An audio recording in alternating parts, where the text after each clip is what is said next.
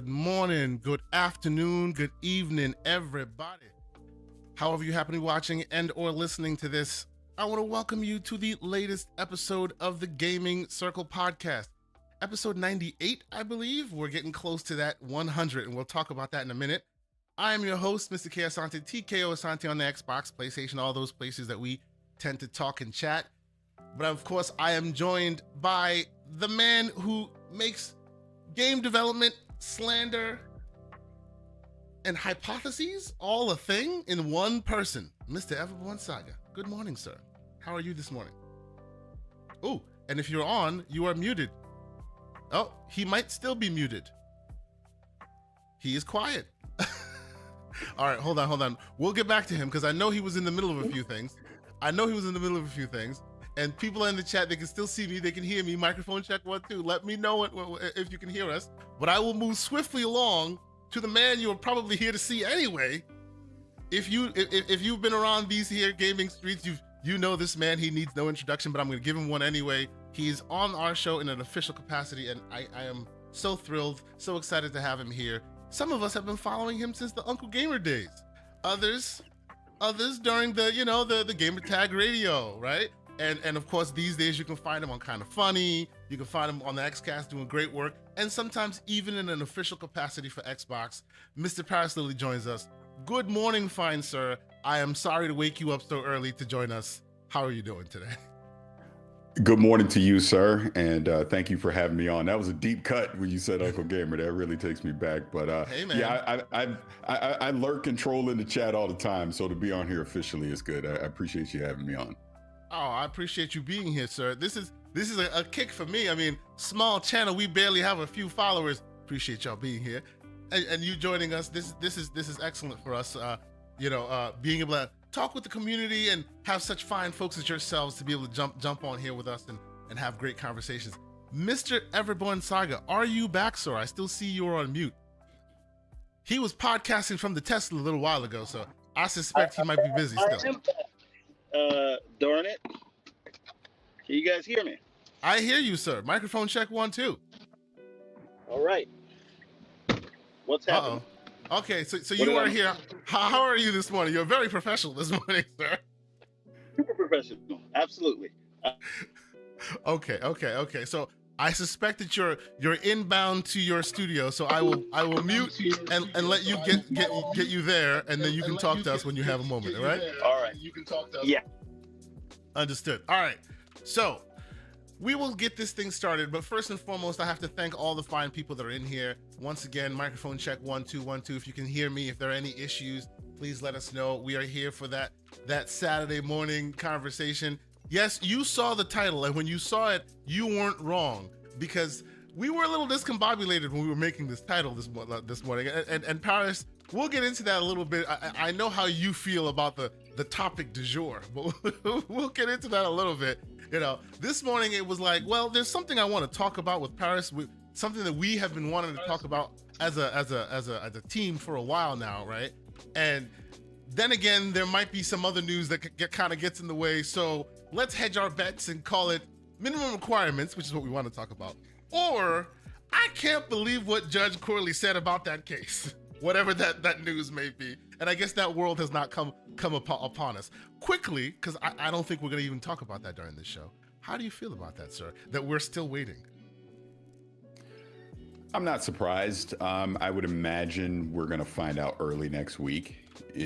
Seems about right. Clearly, the judge understands that there needs to be some type of decision made before the 18th of July. Mm-hmm. Or, obviously Activision and Microsoft have threatened to walk away from the deal. So I would imagine it's early next week, Monday or Tuesday of next week. We'll know either way, and either way, there will be chaos. Oh, I'm waiting for the chaos. Which is exactly what I'm here for. I'm not. I'll tell you right now, I'm not. I will be so happy when this is done either way, so we can stop talking about it. It has been. I'm just going to keep it a buck. This has been one of the more eye-opening and embarrassing things for this gaming community, in my opinion. Yeah. To see the lengths that certain people have gone through on either way, for or against, to talk about this thing. Honestly, it's embarrassing. That's why I don't like talking about it, because I think we are consumers. We're not regulators. We're not lawyers. We're not CEOs. We're not the ones that are making this decision. We're not the ones that are spending the billions of dollars on this, but you would think that we were. Listen to some of these people on here. So I'll just be glad when it's done, because I think, my personal opinion, I think this will have a positive effect on gaming if it goes through. I think Microsoft having Activision and those IPs and those studios will be good for gaming, because I think they're going to come after you. I don't care. I really don't care about that. This is my opinion. My opinion is the major IPs that are currently exist on other platforms will stay there, but it will expand to more, which is good. That's a good thing. So I don't see, other than quote unquote bragging rights in the industry, there's no negative connotation to this, in my personal opinion, because I don't see, look, at the end of the day, this is all about making money, right? They're trying to make money. So they're not going to purposely sabotage themselves from making more money. That's the whole point about this. The fact that a game like Call of Duty, and whatever iteration it could be, will come to the next Nintendo platform potentially, is a good thing. How is it bad? It doesn't affect you either way. We know this is going to expand. The multiplayer games are already doing crossplay, but it's going to be a guarantee that we're going to see crossplay across multiple platforms, whether it be PlayStation, Xbox, Nintendo, PC, and cloud. There's nothing wrong with that. And look, my cheap ass is going to be on Game Pass. Good. So that means I don't have to worry about buying these games, because they're going to be on Game Pass to something I'm already subscribing to. So for me, I don't see this being a bad thing if it goes through. Now, if it doesn't go through, okay, fine. But guess what? Nothing in your gaming life has changed then. They're not taking something away from you if it doesn't go through. So either way, I just want it to be over. I really do. I hear you, so go ahead, everyone. Get your pound of flesh. Go ahead. Yes. Paris, I would like to disabuse you of the notion that this will be over when this decision comes down, because it will not. And people will still be talking about it, and certain regulators may or may not continue to fight against it. This is just one more step in a long step of nonsense. Now, I do agree with you that so we can have two thoughts at once, right? And while I agree that I do believe it would be pro-competitive, and I think it would be good for overall gamers, and I don't think anyone will really lose anything material. And I don't think that Call of Duty, which is all we've been talking about, is an essential input to the industry. So what I think we are seeing, and I think this is the frustration that a lot of people have with this, is most people that have any modicum of common sense would agree with what you just said. Right?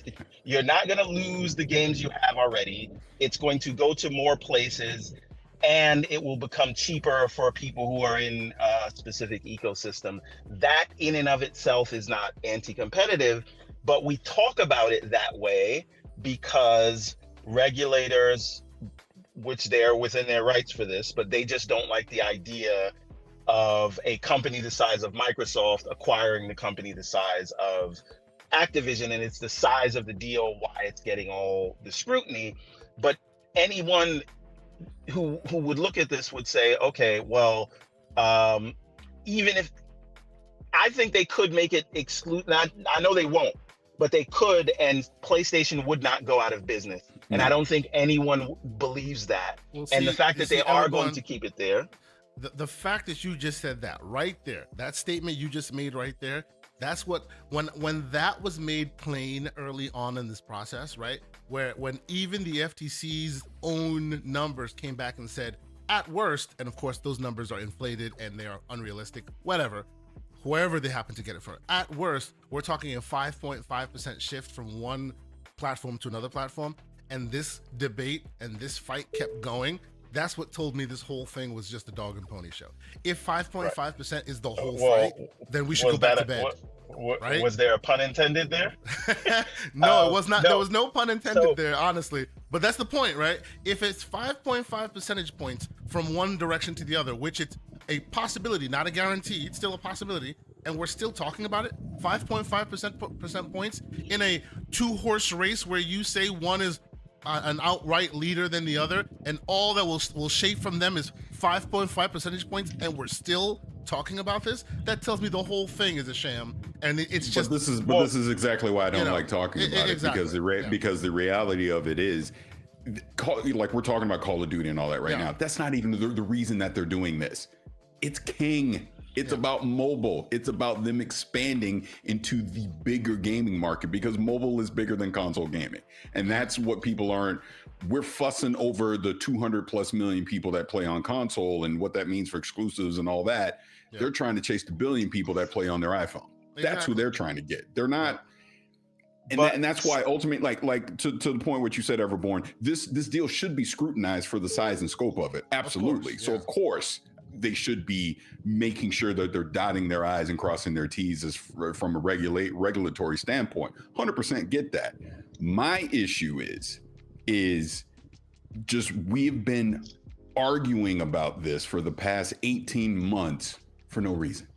Because nothing in your gaming life is going to change. And that is why I don't like talking about it, because it's a waste of time. There are way more things that we should be talking about in gaming than talking about if Call of Duty is going to stay on PlayStation, because we already know it is. So why are we talking about it? It makes no sense to me.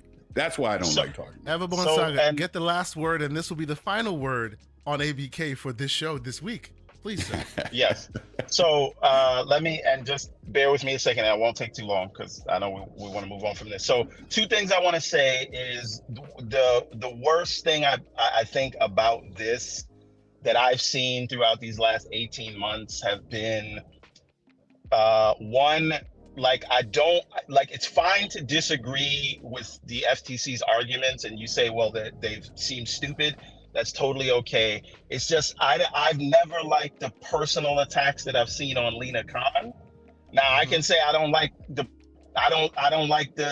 ideology or the politics, but we've seen really bad personal attacks, and I just think it makes us all look bad when we do that. That's thing one. Thing two is Judge Corley, I think, has been so fantastic throughout that process. If you paid attention during the 5 days.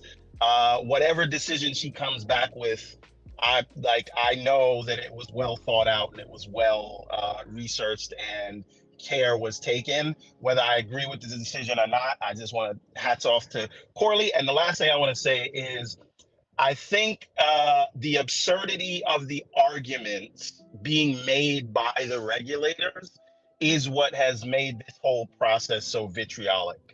And that's the Paris. So, right, like we can say, like, all right, as a community, like, we're not going to lose anything if it doesn't go through, and some people will gain if it does go through. And the problem is, we've seen regulators who we respect and we look to do these things, and it makes you say, well,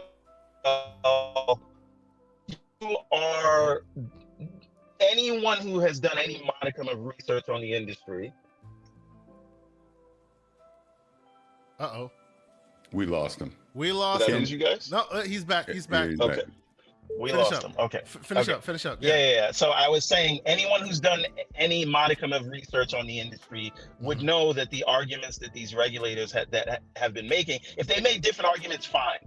But they really came out and said, we are going to protect Sony from Microsoft doing the things that Sony does right now. And Sony's the market leader. I don't like talking about it. This is what you just said is exactly why I don't like talking about this. I don't care if the FTC is talking about PlayStation or defending them or consumers or whatever, because at the end of the day, nothing that I think matters. And I think I've seen hours of content that argues that back and forth. People mad at the FTC because they're making argument points for PlayStation and not enough for the consumer and things like that. That's why I will be so glad when this is over. I just will. Yes, sir. As they say, wake me up when this is done. Yeah. Can I? And then look, I know this is not my show, but no, please speak on it, sir. I see yes, a super chat. We're about to get to the super chats. We're gonna get there right now. I see Riskets out there. He's already started early. That one? Let's address it out of order. Let's put it on the screen. The man Risk It for the biscuit here early. Thank you, sir, with a $3 super chat saying, not 100% true. If it fails, we lose in Game Pass. So first and foremost, I got to meet Risk It for the biscuit. You can't lose what you don't have. You can't lose what you don't have. Sorry, Paris, go ahead. No, I was just gonna say I got to meet Risk It for Biscuit at Xbox. I don't even know what you call it now. Summer Game Fest, whatever it's called now. Xbox, not E3. Yes. Yeah. But he was like, you don't know who I am. I'm like, of course I know who you are. But to answer his question, he has a point on that, in that it will take away the perceived value of what we thought we might get with Game Pass if you add the Activision portfolio in there. Yeah. But here's my counter argument to that. You were already invested in the Game Pass. It shouldn't matter if you don't get Activision in this sense. Yeah. Microsoft already has 24 studios at this point. We obviously know there's so many different IPs that they're working on. The real value in Game Pass is we're getting their internal studio content day and date. That's the biggest selling point on Game Pass, right? They obviously make deals to bring in some older titles. They make deals with, third party publishers to bring in stuff. Some things come day and date, some don't. So I think even without Activision, is it still a good value? Yeah, it's still something that I want to subscribe to, and I would want. Activision, it just is icing on the cake when you think of it that way. Can I add something to your point, Paris?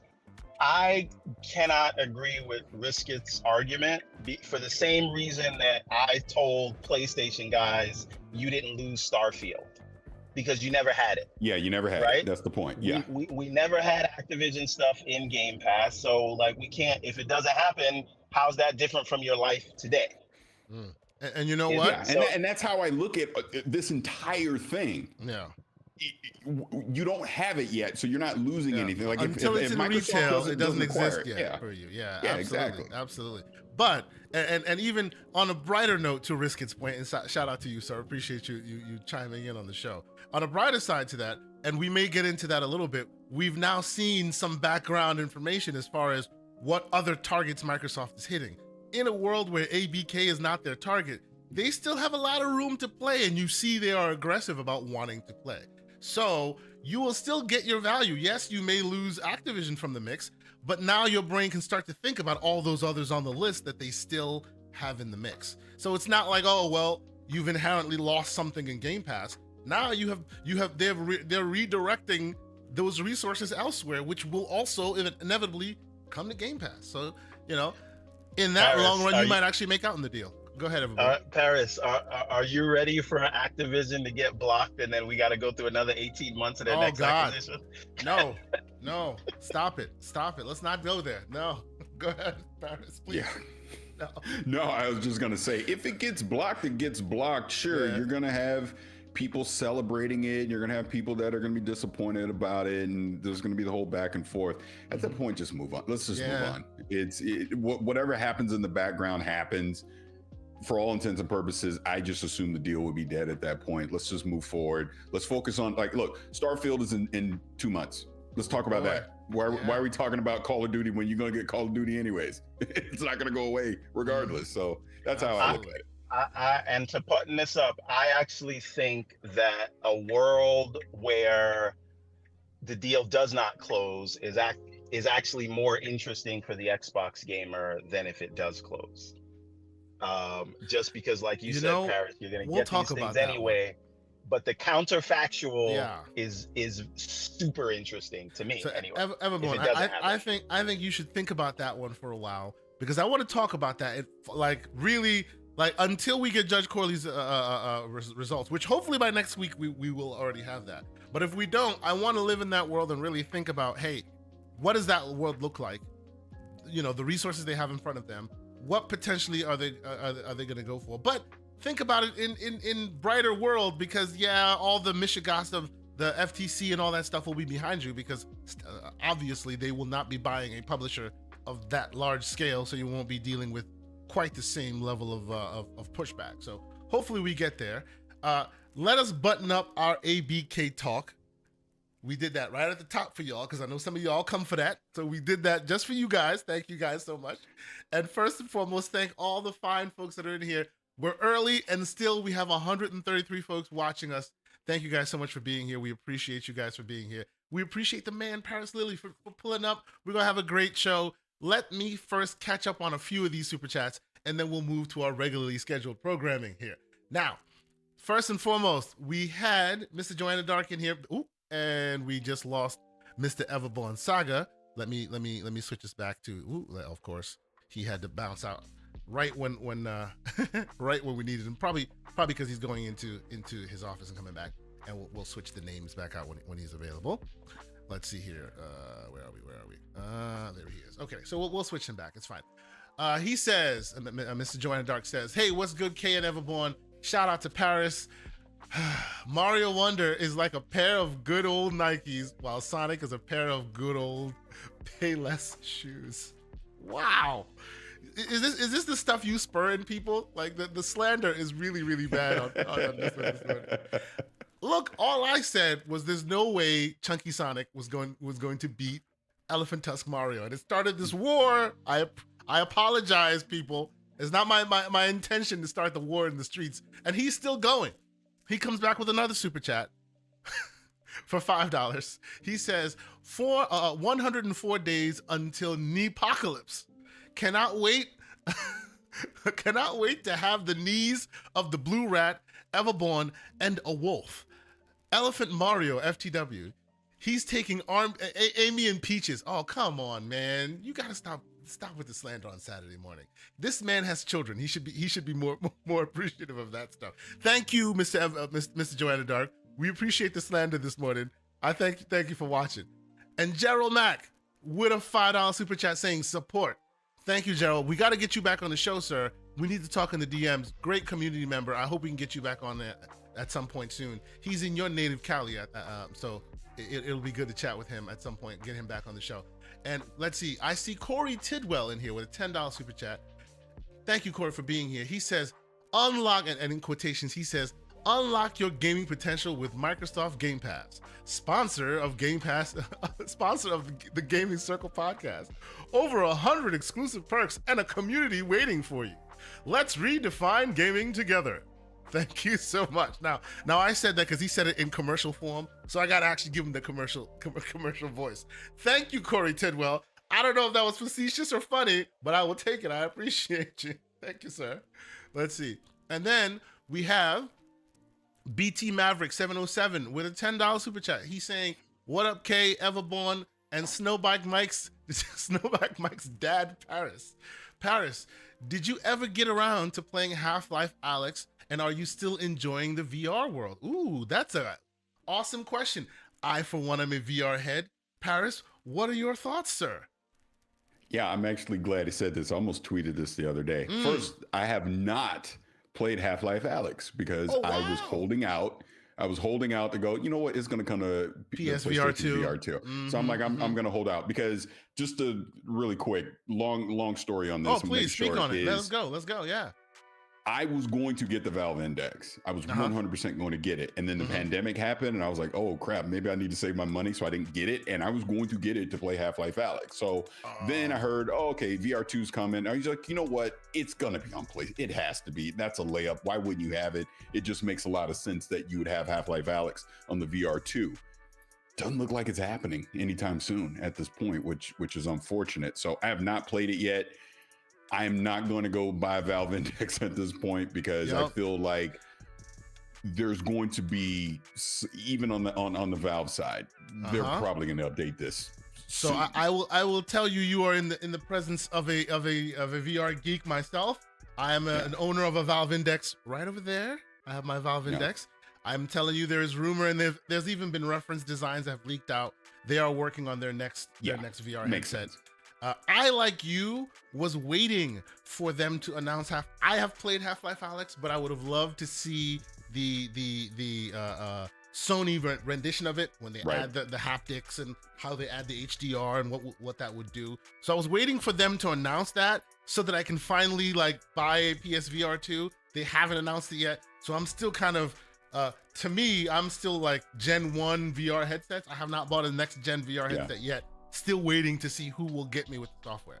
So no, I'm happy to hear that you're a VR head. Please continue. Yeah. So to answer the second part of that question, am I still playing VR? You might be able to see it on camera. It is literally sitting right there. I see it. I have not played VR 2 it's probably been about a good 2 months at this point. I've not played anything because I obviously played everything that came out at launch because I got a chance to review the VR2 when that came out. Because again, let me backtrack a little bit.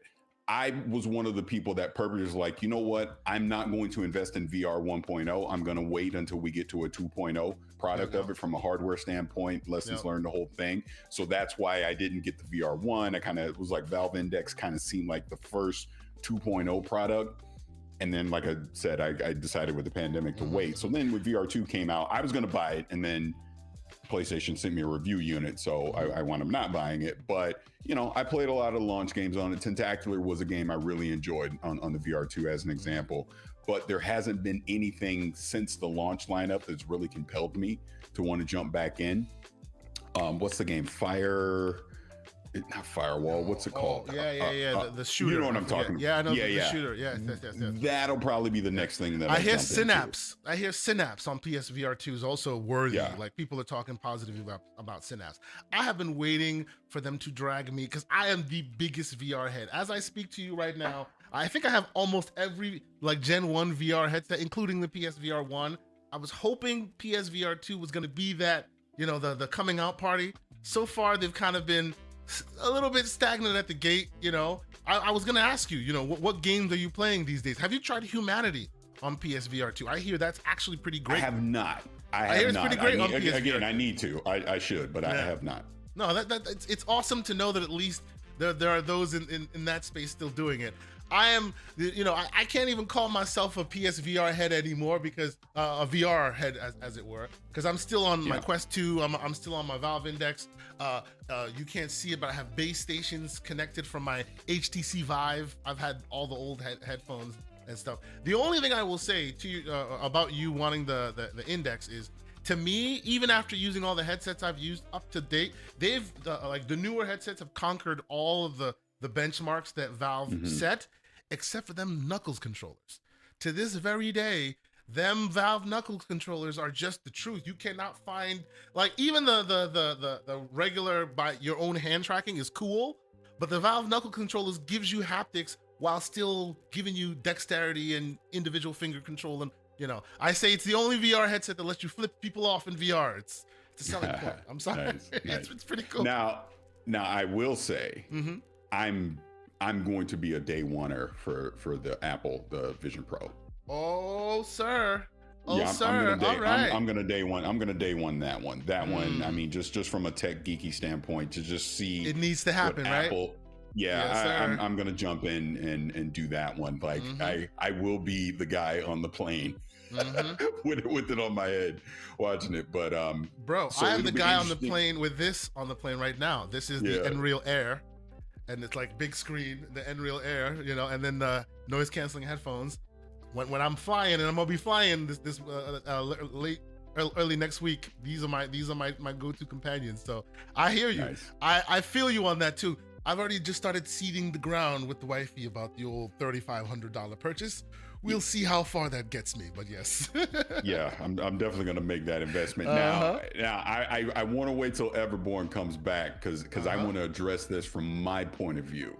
But Risk It put another super chat in there. Oh, we're going to talk about it. And I'm sure you could see it. I want to talk about it from my point of view because I also want to talk about the quote-unquote infamous picture. I know how that went down, and I just so happened to be listening to a space yesterday where I heard Risk It talking about it too. But yeah, Everborn's coming back. But you say his name and he shows up. There he is, Mr. Everborn Saga. Microphone check. Are you here, sir? I am here. Oh, and he's popping in and out. You may want to fluctuate your mic. You're going from 0 to 60 in like 2 seconds. Okay, how about now? Yeah, you sound good. You sound good. Actually, you know what? Once again, we will supersede the others, and I will, of course, double back and make sure I get that done. But here is Risky for the Biscuit super chat. He is saying, and with $3 super chat, thank you, Risky. He says, Kay, have you guys received your Xbox checks yet? Brother, first off, Paris, I will let you first address that. Go ahead, sir. Yeah, let me get a little bit of room on this because I want to get my perspective and please. And obviously I'm well versed on this whole thing. So I have been podcasting in this gaming thing since 2006. Like you mentioned, Uncle Gamer. That's when Uncle Gamer started back in 2006. Yes, sir. I was inspired by Danny Pena doing Salute to the Graybeards. Yeah. So I've been doing this for a long ass time. Mm-hmm. And when obviously the tweet that went out talking about Xbox influencers are paid, and when I was in the spaces that Tim Dog, or I was listening to the spaces that Tim Dog was doing, and there were certain people that were in there that were arguing about it, and I'm laughing the whole time because it's so ridiculous. There's the picture, the infamous breakfast picture that came from the Summer Game Fest, where Riskit was there, Cold, Lord Cognito, people like that. They're all sitting around having breakfast, and Aaron Greenberg's there, and they do the little sign or whatever, and they go, see, that's the sign, they're all getting paid and all that. All that stuff is silly. No, they're not. None of these people are getting paid. Jealousy's a mother. That's what it is. Yeah. Give me a little room on this, because give me a little room on this, because I want to give a big picture on this. Please, let me explain how this works. Mm-hmm. So obviously I'm on Kind of Funny Gamertag Radio and stuff. I get things to review.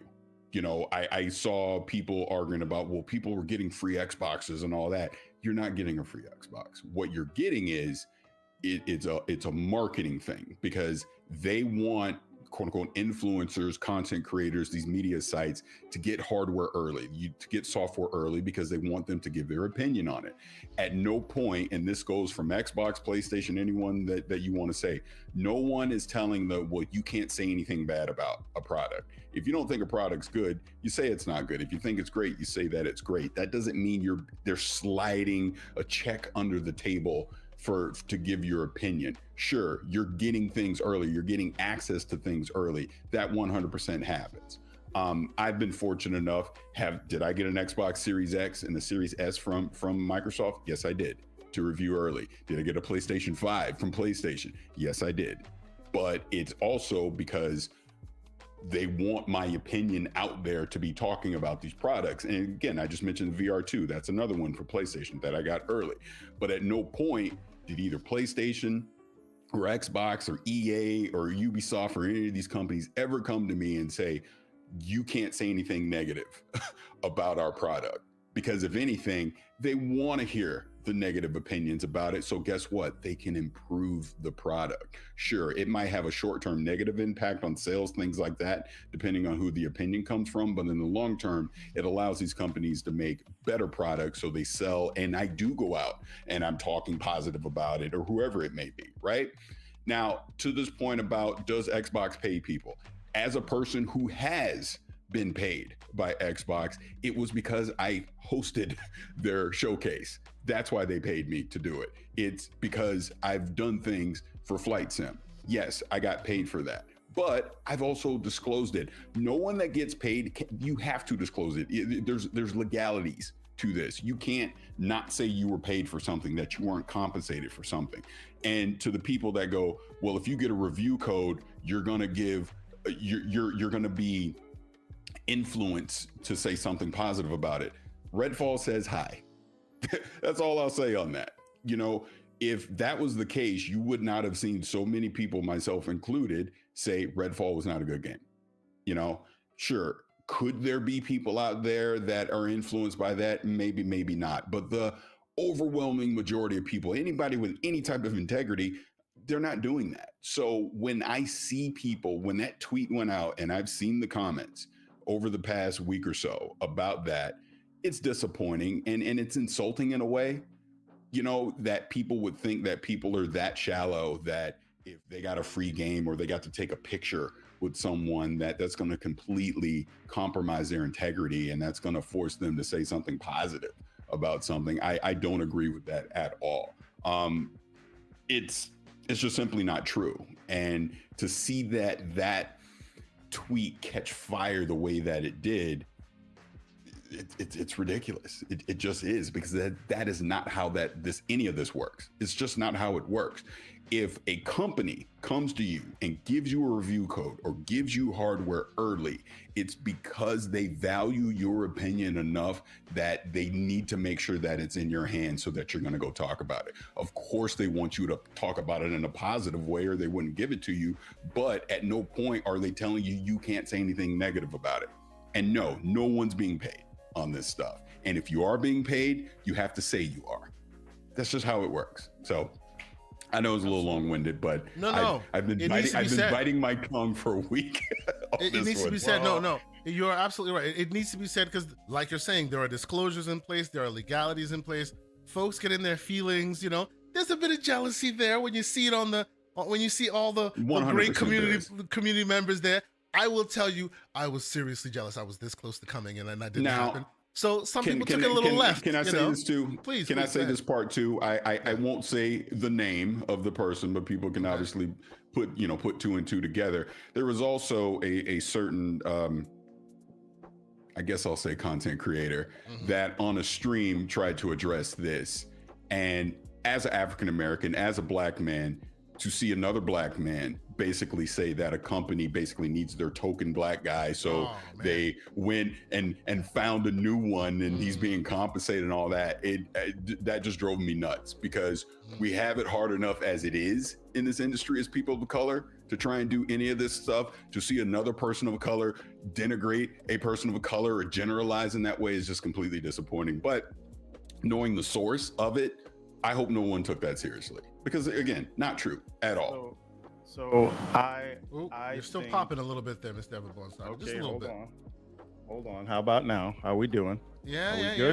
You sound more consistent. We'll see. Keep going. Okay. So I think we're giving a little bit too much credence. I think we should make fun of these people. So no, you should. 100% you should. I don't know about you, Paris, but I am in the Illuminati. These two Teslas are not cheap, right? These vacations to Paris and Disney World and all those things are not cheap, and it's all paid for by Xbox, right? That's it, right? People are mad they didn't get invited. They're not in the Illuminati. You didn't get your invite. Apologies. But see, I'm going to push back on what you said. I don't even joke about that. I don't, because that whole thing is ridiculous. Like, look, have fun with it. I get it, but there's a certain term, and shout out to Cog, because he says this all the time. There's a certain thing called pocket watching, right? Like you have your Teslas, I have a Tesla, I have a family that I take care of, there's certain material things that people may see that you have. And yeah, there's a jealousy component to it. 100% there is. But then when people flip your own personal success into, a company has paid you off to do X, Y, and Z, is ridiculous. So I don't necessarily entertain that. Yeah, I'm a part of the Illuminati and all these things, because it just feeds into what I consider such a dumb narrative. It is. It's dumb. The thing that I do is I just don't talk about it. I don't give those people that energy to keep it going. And look, if people want to have fun with it, fine. Me personally, I don't engage that. Like, me talking about this right now is probably the only time I will talk about this, because the more you talk about it, the more you're going to feed into these weirdos having this narrative that they have, that certain people, because they may have some success or people value their opinions, the only reason that they're in the position that they're in is because a company is paying them. Yeah. I just don't agree with that at all. So I think that a lot of the people you hear from this it's projection, and it is 100%. You are talking about people who are content creators who got into the content creation ecosystem in order to get this kind of access, and they see people that have it and they want to invalidate that. So it can't be because you worked hard. It can't be because you have a large resume. It can't be any of that. It has to be because the big bad corporation is paying you off and they want you to be a token. And they're because it is so ridiculous, I want those people to cry. And so I will make fun of them. I am not as good as you, sir. Well, I appreciate the stance you take. Mr. Everborn Saga, we appreciate you. You are the one that lays with the dogs and catches the fleas so that we don't have to. That's fine. To me, I'm on Paris's page. I say if you give that little bit of ridiculous smoke some oxygen, it turns into a fire and it keeps going. Let's keep it moving. I thought it was ridiculous. I'm not going to argue with anybody, but I am going to make fun of you. See, when I saw that picture, I thought to myself, next year I was going to do it this year, and it didn't happen. Next year I'll be in that picture. But see, here's the thing, because again, I was there. I wasn't there the moment the picture was taken, but I could have already, and I heard Riskett say it in the space, but I already knew how it probably went down. You know, a lot of people stay at the same hotel when they're there. There's, again, I'll just call it out. It's a JW. A lot of people are always at the JW, right? That's a big meetup spot when you go to LA for these gaming events, right? So when I first saw the picture, I had guessed exactly what happened. I go, let me guess. Cold and Cog and Riskett and all these guys were probably just having breakfast. A lot of Xbox people all stay at that same hotel. Aaron's probably walking through, saw him. He's a good guy. He comes over, he talks to him. Hey, let's take a picture. Take the picture, done. Yeah. That was my immediate guess when I saw that, because he does it all the time. So there was nothing, disingenuous about it. I mean, I'll take you back to 2021. I don't know if you remember. There's a picture with me when I went to dinner. With Aaron and Phil, and that was when I'm literally hosting the showcase. That's why that happened. No one knew it at the time, but everyone got mad about that and the weird conspiracy theories about that. We should not give those people who get mad about ridiculous things any air, because that's ridiculous and stupid. When I saw that, my heart swelled up with pride to see that the man who one day will be on my show was getting dinner with Phil Spencer. That's all I had in my heart at that moment. I was mad proud, and I'm always happy to see you succeeding in that space, and they should do more with you. And those who take those pictures and those things and they go that way with it, they're allowed to speak. That's why the internet gives a voice to everybody. My thing on it is this. But they don't belong. My thing on it is this. And again, I'm taking it from the standpoint of a black man as a person of color. We have to work twice as hard to have any amount of success in this industry. It's just a fact. Whether you want to believe it or not, you can argue with me, fuss about it. It's just the God honest truth, right? Yeah. So when I see one of us succeeding, I'm celebrating that, because that's what this is all about. There is more than enough room in this space for all of us to succeed. Absolutely. If you're good at what you do, let's celebrate that instead of constantly trying to tear each other down and come up with these conspiracy theories. And the only reason you're there is you're the token black guy and all these ridiculous things that you see people say. And I'll say it again. I get that some of it is born out of jealousy, but at the same time, we got to stop. We got to stop doing this. It's like, look, I'm just going to keep it a buck. Like, you joked around about me being here on the show and all that kind of stuff, but I'm on here because I want to support you. This is why I lurk in the chat. This is why, when Everborn's making his crazy Sonic theories, I say something. You know what I mean? Because I want you brothers to succeed. I want you to have great success. Look, I want to be begging to come on the show because you guys are so dope, right? Versus, oh, well, I don't have time for that. I'm here and you're there. To me, all that stuff is silly. We're all in this together. Whether how successful you might think I am or not successful or whatever, I want you guys to blow up. I want all of us to blow up. And that's the frustrating thing for me, is that we don't have enough of us doing this. Absolutely. And then when anyone tries to get into the space to do it, you immediately got us trying to tear us down. Yes, absolutely. Yep. Oh yeah. So, go ahead. Well, firstly, I appreciate that you said that, because I only thought you came here to hate on Sonic. So I do appreciate that. I did, by the way, just so you know. And real quick, while you say that, Hollywood Rules, $2 super chat. Good morning, sirs. Sega. And one more time. Sega. I'm sorry. Continue. Yeah. There we go. I got my legion. No, but seriously, and I don't know if this is jumping turn, but something about threads interests me. Because put a pin in it. I want to have a tech drop moment for that one. We're going to talk about that. I just want to say we will have the tech drop. Yes. But the fascinating thing to me is that it can be a fresh start for the gaming community, right? It can be a place. Are you sure about that? Where anything is possible, right? Well, it can be, but will it be? That's the question. Well, that's going to be up to us. Right, that's going to be up to the community. Because listen, a lot of the nonsense you see in the existing community now is just long-standing beef, and people find new reasons to reignite that, right? And so I think Threads is an opportunity for us to throw all the console war stuff out, just talk about games the way we love them and why we fell in love with the industry and why we comment on the industry. It's a clean slate. We don't have to go. There's no. I have to say, everyone, and I think Paris, you might agree with me here. If that's what you want, then maybe you want that process that's going on right now in Blue Sky, where they have an invitation, and then they have to ask you 20 questions to see the nature of your heart before they let you in the door. Because otherwise, we're going to be the exact same cesspool that is here. We'll go wherever it happens to go.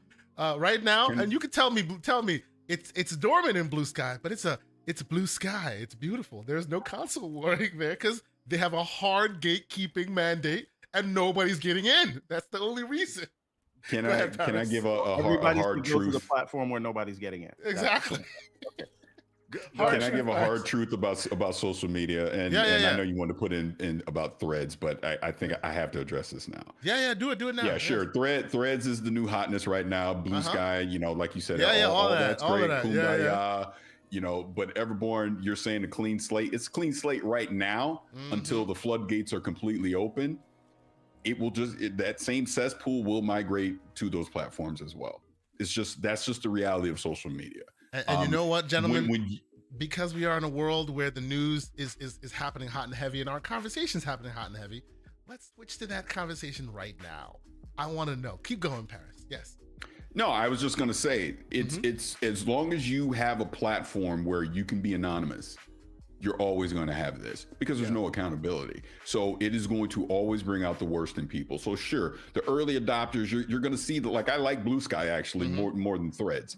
Me too. It's a great community, good people so far. But you're already starting to see a couple bad actors infiltrate in the wall, And even in Threads, I mean, it's only been a few days, and you're already starting to see some of the same nonsense, come into there. Here's the sad, hard truth about all of this. Neither one of them will surpass Twitter. No. Just won't. Yeah. Just won't. As much as we might fuss about Elon and a lot of dumb things that he's done and policies and all that, neither one will have the success that Twitter has right now. So sure, we're all excited about it, but at the end of the day, we're all going to go back to what we know. I mean, short of Twitter going down for a week, giving another thing like real space to breathe, it ain't going nowhere. As long as Elon is able to keep them servers alive long enough for it to continue limping along, none of these others will catch fire, in my opinion. I think you're right on that. But if they do drop the ball like hard for like 2, 3, 4 days, it may be enough to get one of these guys room to breathe. That's not a possibility with the way Twitter has been run. This is the thing. That's why I'm bringing up I'm bringing up the hedge of an outage. If there's a good enough outage, it might spur folks to go left or right. Now, quick question to you, Paris. You were saying about the anonymity question, and I completely agree with you about that. Threads is backed by Facebook, which kind of insists on your at some point it'll insist on your authenticated access, right? Like a verified person. Won't that negate the issues there? Because it does require you use an ID. I will fully admit I tapped out on Facebook, so I don't know if I think they did. That's even a thing. I think under duress over the years, and with Meta and all of that adding to the mix, they now have. I think that's how their verified checkmark works currently. If you can authenticate yourself as a verified user with government ID and everything, and then you are verified on that service. That's how it's been on Instagram. That's how it's been on Facebook for a while. I think they're migrating that to Threads as well. And if that's the case, won't that fix some of the issues you're thinking of here, or what do you think? Potentially, if you're right. Yeah. But I do want to add this other piece to the success of quote unquote who would win. Whichever one becomes the news source, because that's why Twitter is what it is. Twitter is where you go to get your news. It just is. That's where breaking news happens, all that. So now if all of a sudden, let's just say Blue Sky, all of a sudden in Blue Sky, you're getting news is being broken on Blue Sky first, then you're going to see more people migrate to that. If you get and this is where Threads may, give Twitter run for its money by them auto importing the Instagram aspect of it. You're getting the celebrities on there, right? So if you're getting celebrities and athletes and they're actively using it, that's where Threads could truly be a competitor to what Twitter is doing. Seems to be outdoing them in that department right now, right? You have your big, huge million follower accounts on there already, whereas Blue Sky, obviously being behind a paywall, behind an invitation wall, hasn't been able to breach that. Now, Everborn, I know you have not been able to try Blue Sky. For those who haven't been able to try Blue Sky themselves, it is by the makers of Twitter, so it looks most like Twitter, right? All the others that are around, it looks like OG Twitter when it was good. Like it's clean, it's a good interface, and it's kind of where it is, except for it's behind an invitation wall. Go ahead, let me tell you what interests me aside from my pie in the sky, not Blue Sky take of a clean slate. I keep hearing that song by Common, by the way, Blue Sky. Y'all need to look it up if you haven't heard it. I'm sorry. Every time I hear Blue Sky, it's in my head. I'm sorry. Continue. So anybody that knows me knows one of the businesses that I own is a comic book business, and we produce comic books, and we're working on a few video games. We released a few video games, whatever. But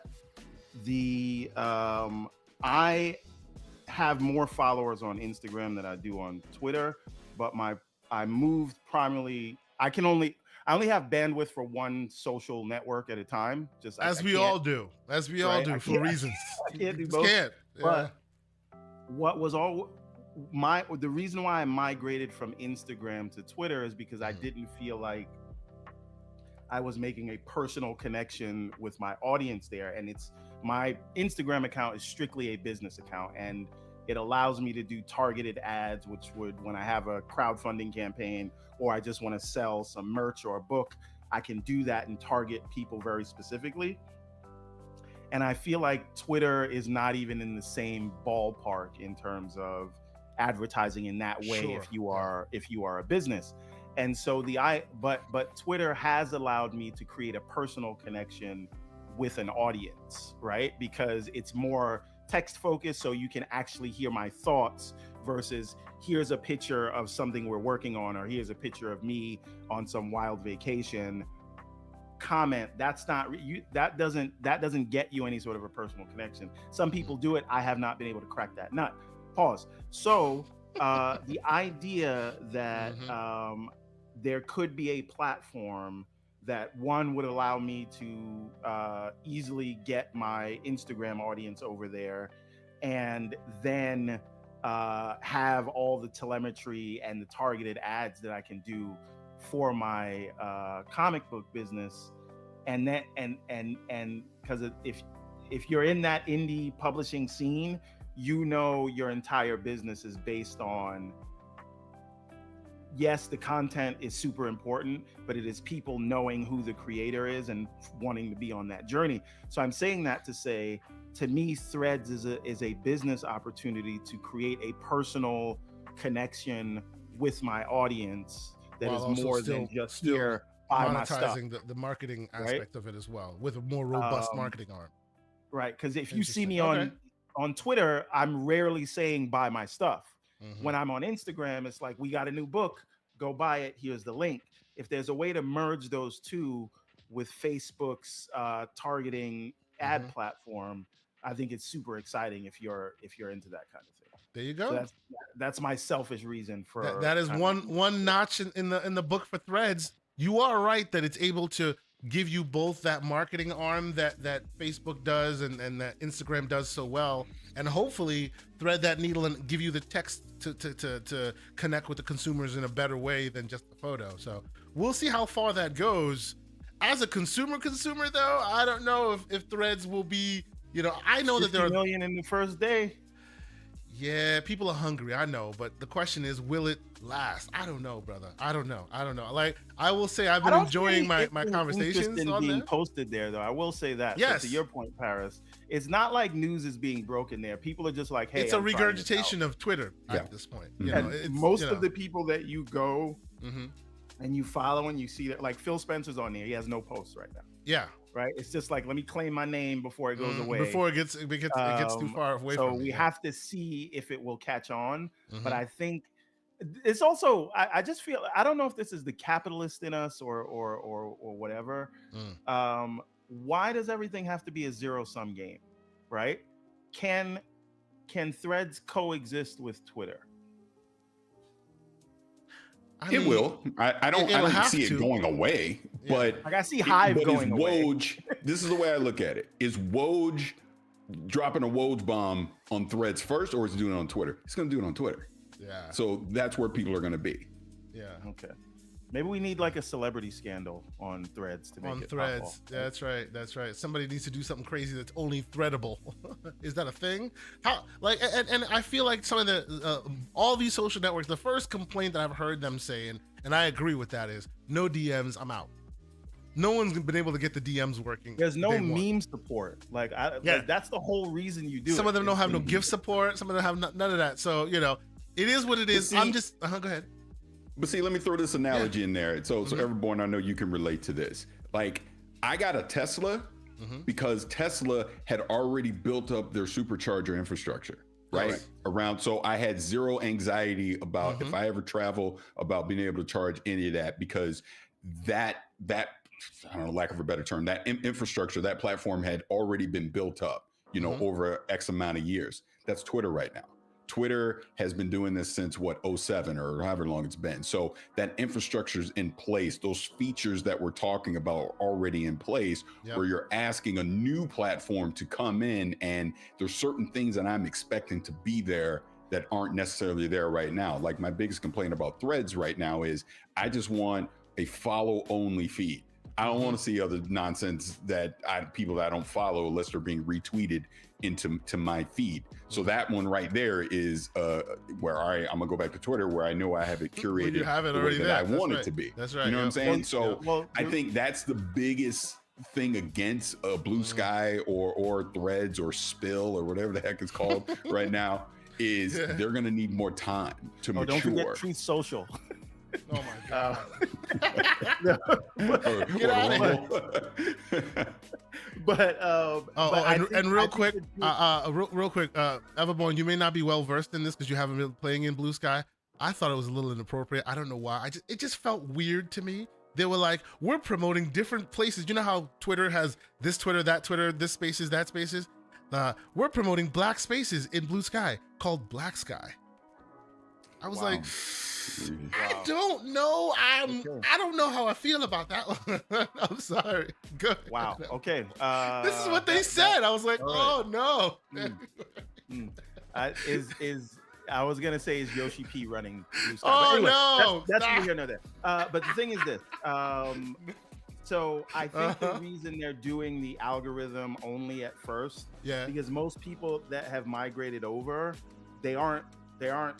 What do you call it there? You can't call it tweeting, but they're not posting anything. So you'd have a timeline of basically nothing. Threading, right? and then you'd go there, and your experience would be like, this is boring, nothing's happening. So they're trying to show you stuff now, but I do think that actual chronological eventually they'll do it. Yeah. Now and I don't want to derail, right? How do you feel, Paris? Because I don't know if you've been paying attention to this. Tesla has been working out deals with Ford and now GM, and now we're hearing Rivian as well, and then Hyundai with the Ioniq 6 and all their EV stuff. They're coming on board to the NEC charging, which is supercharging, or NES, I think it's something like that. It's like North American Standard something, which is weird because it's a proprietary charging system. But anyway, you used to be able to go to a charging, a supercharger place, and you could get a charger. And now you go and you're starting to see other cars there, and then you can't go and charge your car. Do you feel like, and I know I felt this, so don't feel bad if you don't feel the same. Do you feel like we don't want these other cars here because now it's taken away from our spot, and that's the reason we bought these cars? God, are we turning into the electronic foo-foo? Put a finger in the air. Yes. We're too good for these people, gamers. Can I answer? Yes. Can I answer? Go ahead, Paris. Be careful. 100%. 100%. Oh, Yes. no. Yes. If you know, you know. Yes. I know. I'm bougie. Okay. Oh, I don't need to see your Kia or your Hyundai up in my supercharger. Okay. Right. And this is the thing. And listen, it's not even like a money thing, because a lot of these EVs Teslas are actually really aggressively priced compared to the market. So it's not like, these are poor people, but they're not. So we Tesla thought you owners, guys. we don't want them there.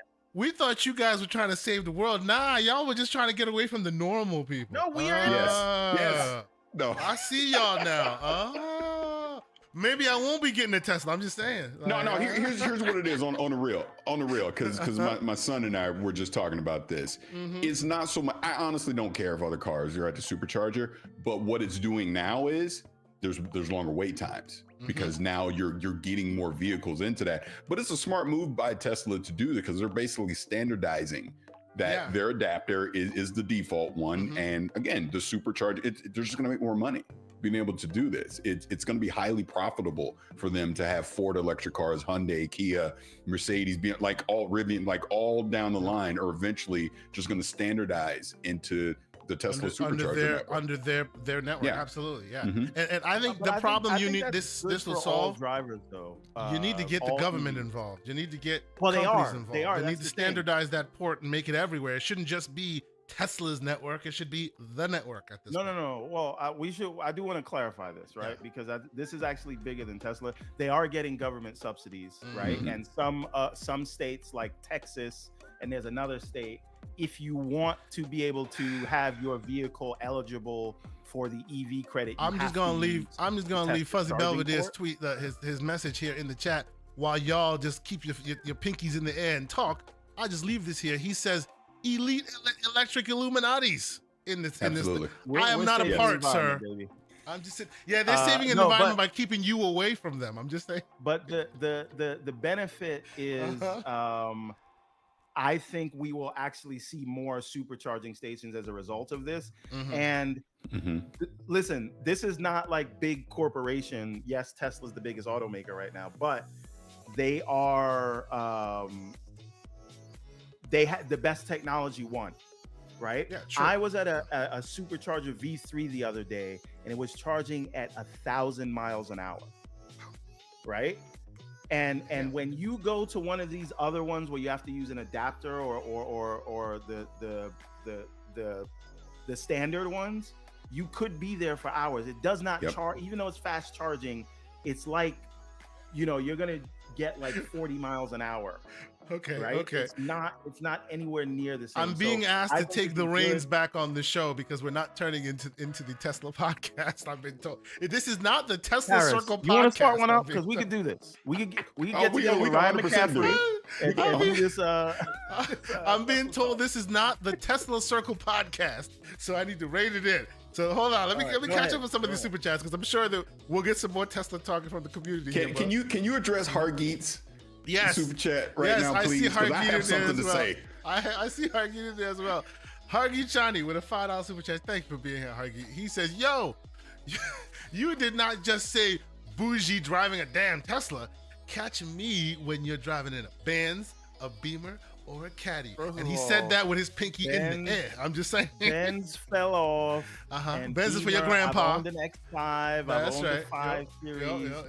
The Tesla craps all over. Oh, let's not I'm start ready to have that fight. The Tesla Warriors podcast. Go ahead, Paris. Address it. So first and foremost, good to see you, Hargeet. I got to see him in LA as well. Good dude. But to Everborn's point, I've owned a Mercedes. I've owned a BMW. I've owned all the bougie cars. None of them touch Tesla. I'm never going back. Ever going back. It's like going black. Oh God, I knew he was gonna make that one. Oh Lord. All right. Let us move on, because we are a PG-13 podcast, ladies and gentlemen. No, sir. Calm down here. What are we doing? I meant black coffee. You can't go back to the milk. Yeah, that's exactly what you meant. On the real, and then we can move on. Like, yes. Look, Elon's Elon, whatever. He's given the whole brand a bad name with his nonsense recently. But getting that Tesla, like I've had my Tesla just a little bit over a year now, right? Life-changing, literally life-changing. I will not go back to a gas car. There's no way. He went from Stark to Hammer, but still his brand is the Tesla brand is still strong. Yeah.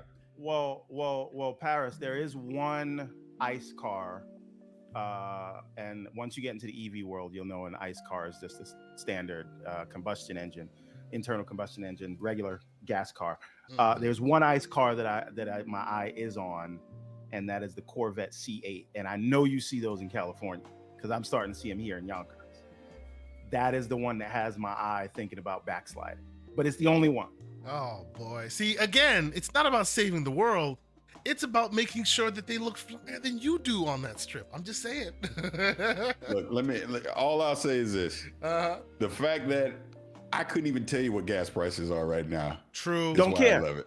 I don't even know. Who cares? Yeah, exactly. Yeah, well, I don't even know. So we'll move on from the Tesla talk. I will say I'm talking to Tesla in a different capacity. They're putting solar panels on my roof. Let's move forward, shall we? So Erodimus with a $5 super chat. Thank you for being here, Erodimus. He says, I am going to put this truth out here in the ether. Hi-Fi Rush combat system, gameplay and story is better than FF16. Let the truth set you free. Oh my Lord. He is starting the slander for a different podcast. Go ahead, address that. I just beat my second icon. Okay. You mean you just watched it be beat? Because they say you watch it, you don't play it. Well, okay. There's a lot going on. Go ahead. And, I think this is going to lead into our discussion about genre definition. Yes, we will. Let's go. Why don't you get the rest of the super chats? I will. Come back and to then that. We'll come back I do to have that an answer for it, and it is something to talk about. We'll put a pin in Erodimus' statement. We have just get the super chats out of the way. TSWS Gaming, salute to you, Ham Solo. He says, K Asante, do you think Starfield will play on the SD deck? Oh boy, I don't even know Starfield will play on the internal drive. Like, that's a huge maybe if you're playing it at like 4 something p and extrapolating it to your screen. We shall see. That's a big, huge question mark. You know, I have faith. But the SD deck, I don't know about that one. Now, and I know Paris is about to pull the ally out and be like, no, ROG ally gang. This one has more memory, so this might do it. But we shall see. This one has more memory. Here you go. And I did that one for Everborn Saga. I did that for you. Some support issues. So whatever. Bro, you don't need support issues. I am my own tech support, baby. I got this. This thing is beautiful. Although, all jokes aside, like, we will wait and see how the Starfield actually fares, because it seems that the GPU may not be the bottleneck here.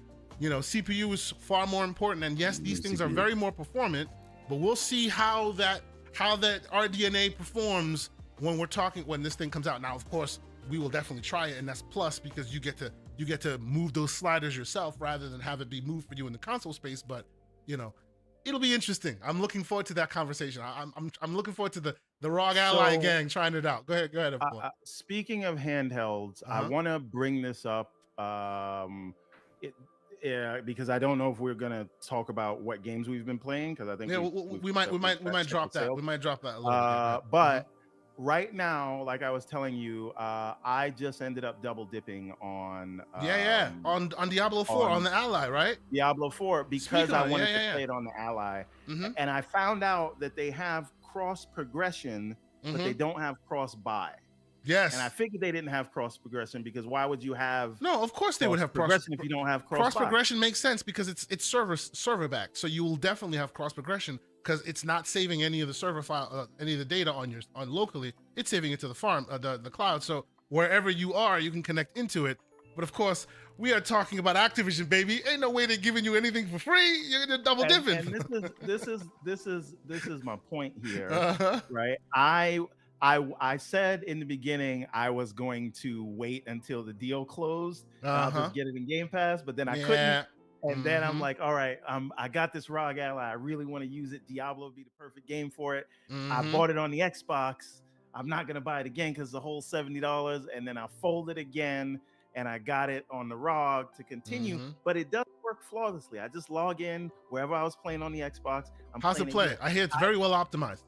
It's fantastic on the Ally. Like, I heard it plays great on the deck, so it's got to be amazing on the Ally if it's playing great on the deck. I dropped it down to 720p. I'm not having any frame rate issues, although I don't really check that because on that screen 720 1080 is a very small. Just to what we were talking about before, this is another benefit. Customers would get cross-buy, and that goes for everybody, right? I just think that's another tick in the column in the column. Absolutely, and that's a real thing. I just had to spend another $70 because I wanted to play the so how much have you spent? Have you spent on Diablo at this point? You spent $140 because I never bought $140. I never bought the deluxe version. Okay. So real world thing. So far, because I got my copy on the Xbox, so far I've been able to fight the feeling. I've been using remote play when I want to play it elsewhere. But I'm very close to double dipping myself because I really want to play it on other hardware. I really do. Game, right? Yeah. When it's a $30 indie game, I do it all the time. I'm like, even funny enough, even when it's $60, I feel like it's on the cusp of you going the double dipping route if you love that game. But 70 becomes the tipping point where it's $1 too far. I think I don't know why. It's all psychology. I suspect that $70 is where it teeters on the wrong side of double dipping. I think the double dipping numbers have dropped drastically since the $70 advent. I don't know. Maybe I'm wrong. My double dipping threshold was before this was, can I get the game twice? For less than the price of a standard game, which is exactly. Yeah. So if you got a $30 price tag, $35. I will buy you twice. There. That's right. Just so I can play it on handheld. But absolutely, But all of that stuff is so stupid, and it's like economic realities that we all have to suffer under. And I wish we could get past. This is bigger than Diablo or Microsoft or Activision. True. It's just like the world of gaming at this point. Freaking game. Can I play it someplace else and continue where I left off? I don't know. Paris, what are your thoughts? I'll get back to super chats, but it is an interesting place to have a quick conversation. What are your thoughts on that? The idea of entitlements and where Xbox is taking it, and presumably because this double dipping thing, some of us are luckier than others to be able to get access to codes, right? Sometimes I get access as well, sometimes I don't. But I love having my game everywhere, right? So, we have handhelds and consoles and PCs. Where are we with that, right? Do we ever see a world where we're gonna see that? Like that's just something that's just in the cake, as in save wherever you go, continue it, pick it up wherever you go, or is this double dipping basically here to stay in your opinion? We're always going to see some form of double dipping because not every company is going to invest into doing basically the one-stop shop, but get where you buy the game once and then it's available across multiple platforms. Obviously, we're seeing right now, excuse me, what Xbox is doing with their Play Anywhere initiative is probably the closest that we'll get to that. And I am starting to lean more towards when I do get a game, if it's available on the Xbox, like on the Xbox app on PC, I would rather get it there because now I know I can play it across console, I can play it across PC, I can play it, on a handheld device, cloud, etc.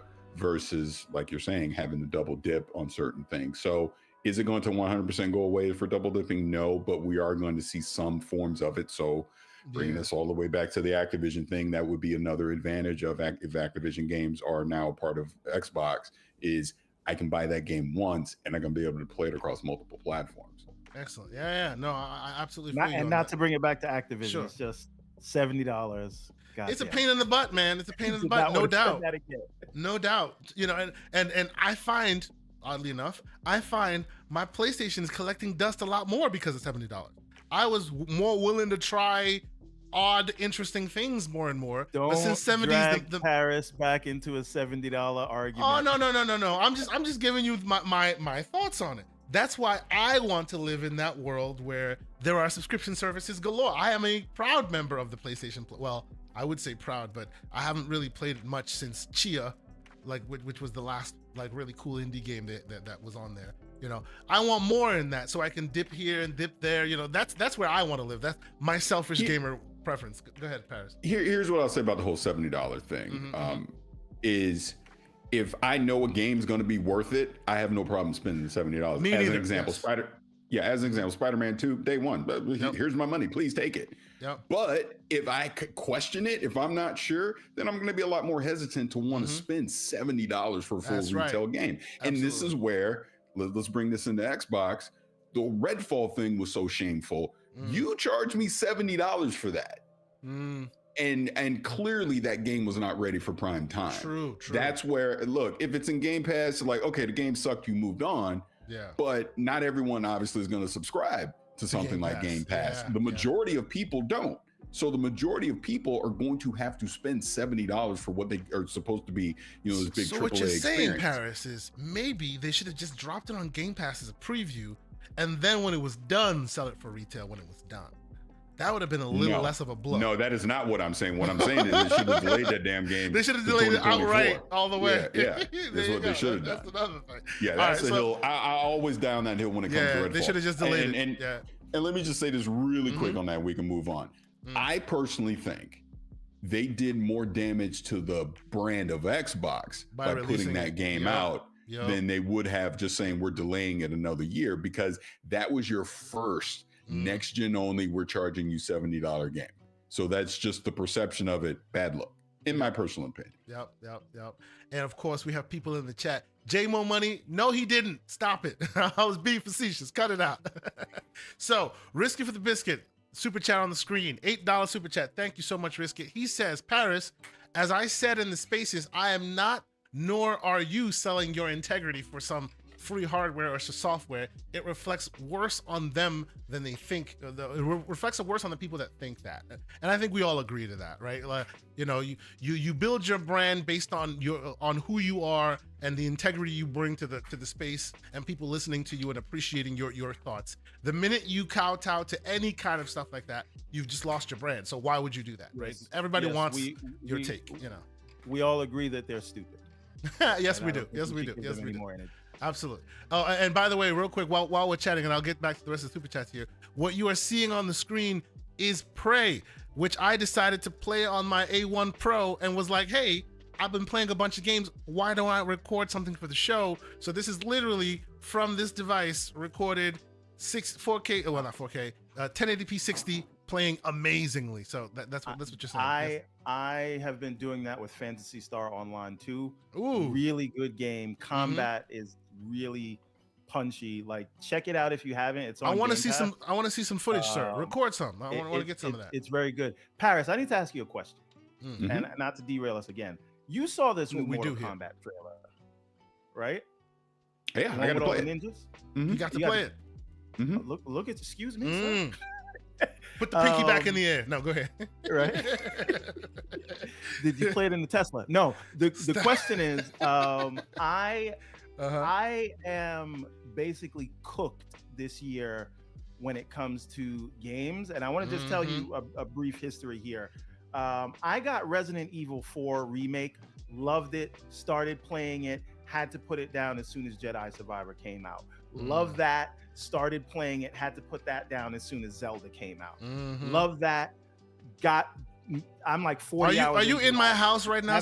Stop tracking me, dude. Like, stop pocket watching my backlog right now. What are you doing? And then I said, I'm gonna beat this. And then I fell a victim to the Diablo 4 FOMO. Got that. Put down Zelda. Right. Playing that, and then Final Fantasy 16 comes out. Got that. Playing that right now. Forgot that I purchased Street Fighter 6 on day one. Have not even downloaded it yet, and we're just getting into July now. We know that Baldur's Gate and Starfield are coming. We know in October we have the face-off of all face-offs, which is Mario Wonder and Sonic Superstars. Don't say anything. Don't say nothing. We know that Alan Wake and all of these other games, Spider-Man 2, and all of these things are coming out. I don't even think it's a question anymore about whether this is the best year in gaming. But how are we supposed to finish anything? I love how he slipped that in and moved on. What do they expect us to do? Are we supposed to quit our they jobs? expect you to give them your wallet and keep it with them for the next year. No, they already have my wallet. I bought all of these games. None of these things were in Game Pass except for Starfield. But I even bought the deluxe edition for that, right? Yeah, I bought the $300 Starfield they already edition. got my money. But where's the time gonna come from to play the games? Yes, absolutely. Are they considering this at all? Clearly not. How are you making out with all these games, Paris? I'm not. That's okay. Everything that you're saying, and you know, I'm fortunate enough that I get a lot of games to review too, and we're reaching a point right now this year in 2023 where like you just got to make decisions. There's no way you can realistically play all these games, and a lot of them are fantastic. Like you mentioned Final Fantasy 16. I have not played it. I have not played Final Fantasy 16 at all, even though it's something I'm interested to at least check out, but I just simply don't have the time because graphically it's amazing looking. It's really great. Yeah, it's not. It looks good. We can talk about that later. It's fine. Oh boy! All right. Okay. All right. Let's keep us still on track Paris, here. were you done? Paris? Were you done? No, I wasn't. Please continue. Please continue. No, I was just gonna say that because, like you mentioned, Mortal Kombat 1, like. When we get into late August, that is going to kick off a ridiculous two almost 3 month run of games that are coming out that it's impossible that you're going to be able to play them all. Like just look in October alone, there's that 10-day stretch from when Forza comes out to when Spider-Man 2 and Super Mario Wonder come out. There's no way. There's just no way. There's no way you can play all those games that are in there. I personally think there's something, when I talk specifically that 10-day window of games, one of those games has to move out of that slot. I personally think it should probably be Alan Wake 2. I think of all the games that are coming out in that 10-day period, that's the one that's going to suffer the most, where people are just simply going to say, well, I can wait on that. I'm not going to play it because you got Forza, Assassin's Creed, Spider-Man 2, Mario Wonder. What else am I missing? Did I say Assassin's Creed Mirage? Like there's so many other things that are in there. I'm just asking if you said Sonic Superstars. That's all I'm asking.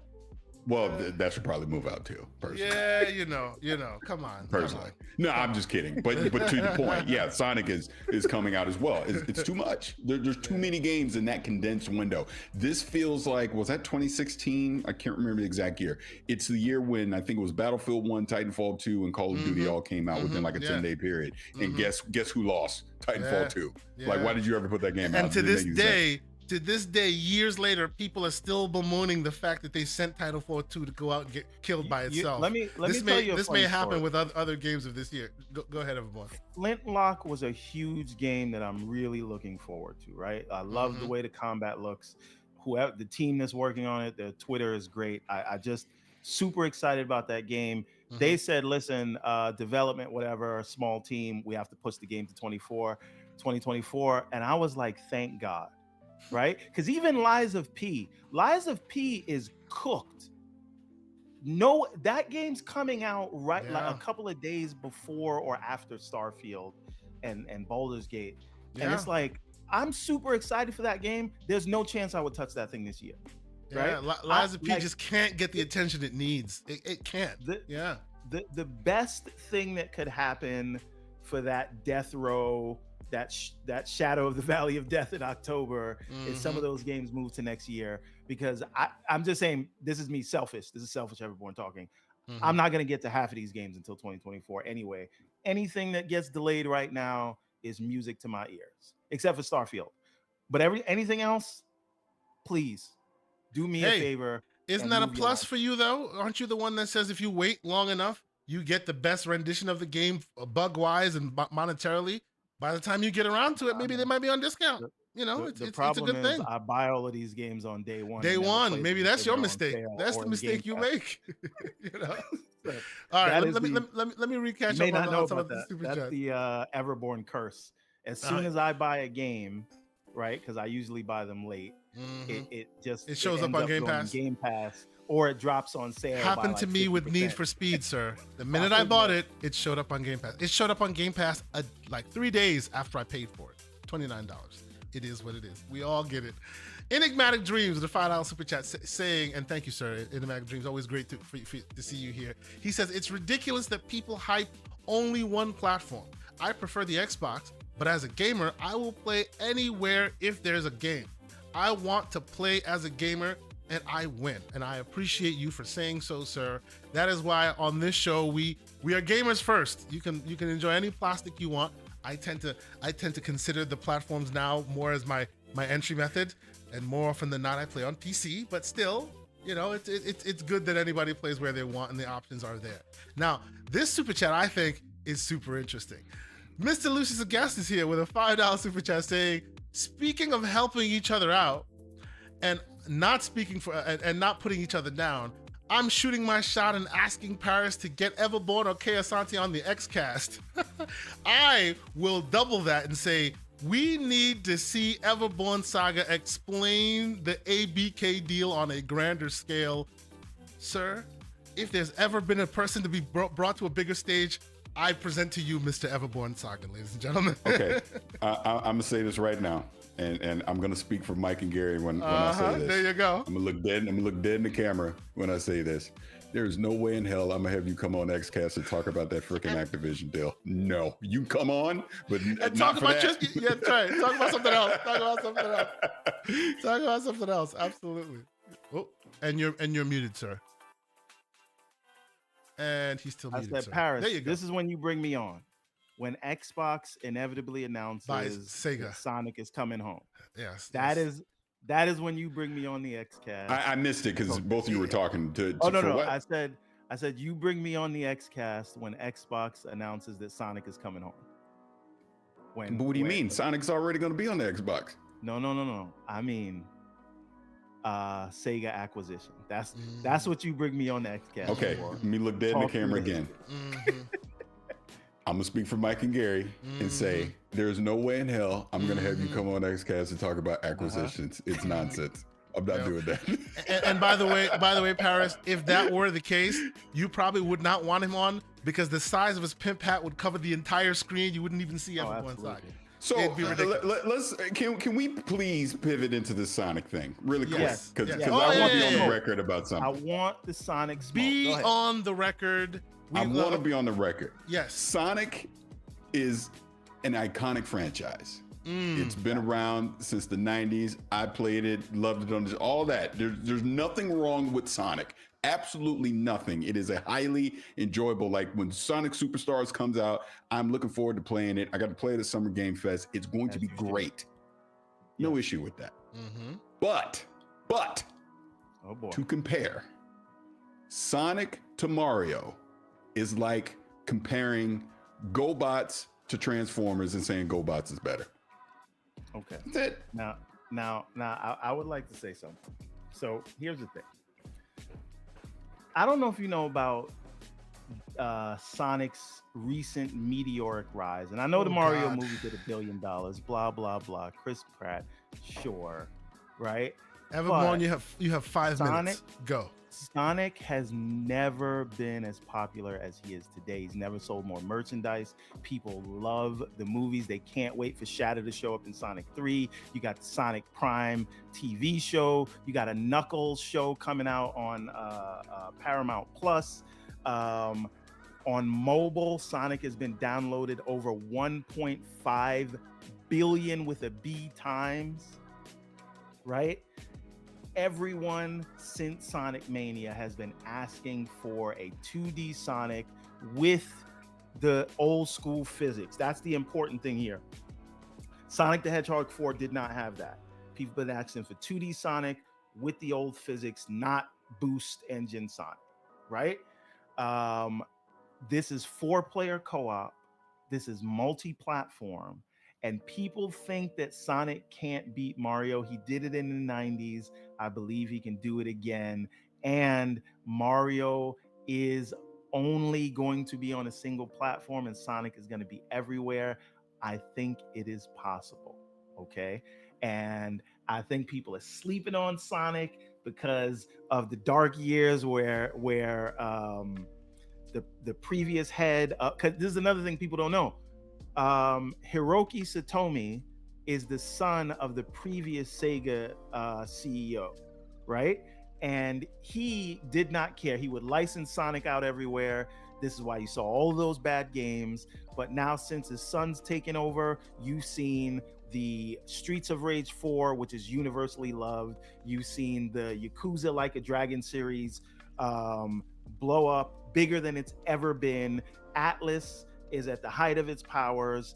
You see movies. You know that they greenlit a Streets of Rage movie from the producers of John Wick, right? Sega has been making all the right moves. They just announced their second pay increase. They're about to make a successful push into mobile by acquiring Rovio, which is huge, right? They're doing all the right things, and I think all of that is culminating into this. By the way, Sonic Frontiers sold more than any other 3D Sonic.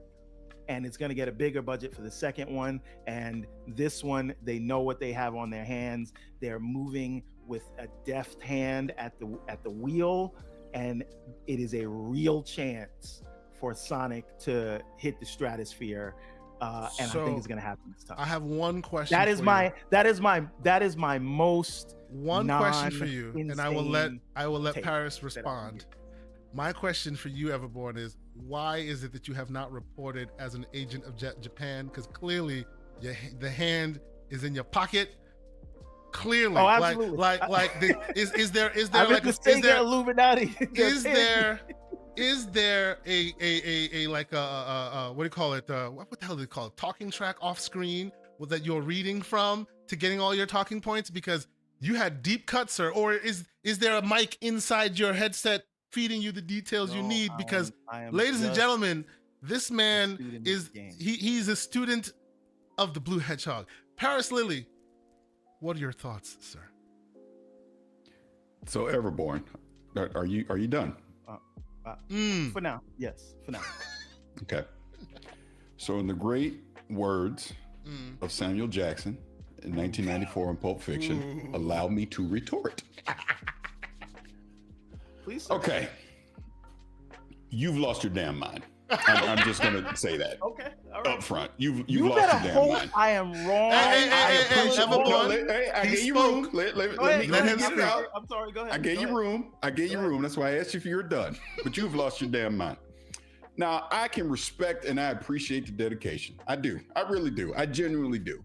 Like, I'm a banjo stan, so I get it. I get rooting for something and being a fan of something that simply does not compare to the superior product, and that is Mario. I can go through the 40-year history if you'd like. I don't need to, because it's Mario. I could point out how there's a movie that's making $1 billion+ right now, but I don't need to. I could point out that they're about to drop a new 2D platformer, and we know on a single platform it's going to sell millions of copies, but I don't need to. I could point out that when the next Switch comes out, it's most likely going to launch with a 3D Mario, and that's going to be huge, but I don't need to. See, your argument that Sonic is on multiple platforms and you've gone through this whole history and legacy, all of that is great. It is. And I'm not arguing any of this kind of stuff, but the bottom line is this: Mario has consistently redefined itself across multiple genres for 40 years. And it has stayed relevant this entire time. Show me a Mario flop. Show me one Mario flop. Give me one big Mario flop, and then I think you Mario might be Sunshine. Right. Mario Sunshine. There you go. It's not a flop. It might be from a monetary perspective, but from a game perspective, Sunshine was good. You asked for a flop, the man gave you a flop. I love Paris. Look, all I'm saying is this: I gave y'all room, and now. Please, take your room, please. I'm just saying.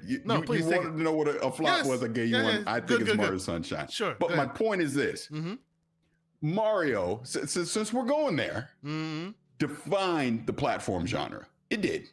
I don't think we can argue that. Are we going to argue that? The 2D platformer genre. Absolutely not. We're not going to argue it. Okay. Right? And Sonic only exists because they wanted a competitor to Mario. Correct. That's a fact. We moved into 3D in the 90s. What was the game that defined that? It's the Mario 64. 64, yeah. Yes. Absolutely.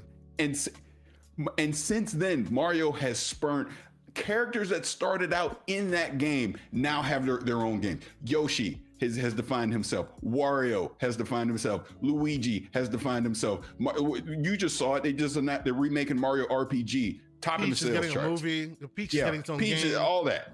Yeah. And let's not forget, Mario actually started off in another character's game who is now doing his own thing. He wasn't even called Mario, he was called Jumpman. It's called Donkey Kong. This is how popular this franchise is. And again, that movie that just came out, we already know the next one's going to make even more. That's how big that is. Look, no disrespect to the Sonic movies because I did enjoy them. Look, they got Idris. That's great.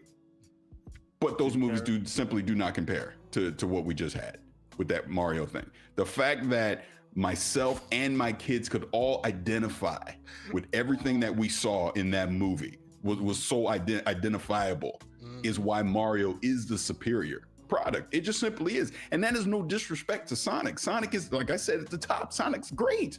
It's great. Superstars is going to be great. But if you are going to sit here with a straight face and tell me that Sonic Superstars is going to be on the same level of what we're going to get with Super Mario Brothers Wonder, you smoking dope. I'm just saying, smoking dope, they need to drug test you. That's all I'm saying. Go ahead, everyone. Reply. So, you sound like how Nintendo sounded in 1989. Oh boy, he has to go to 89.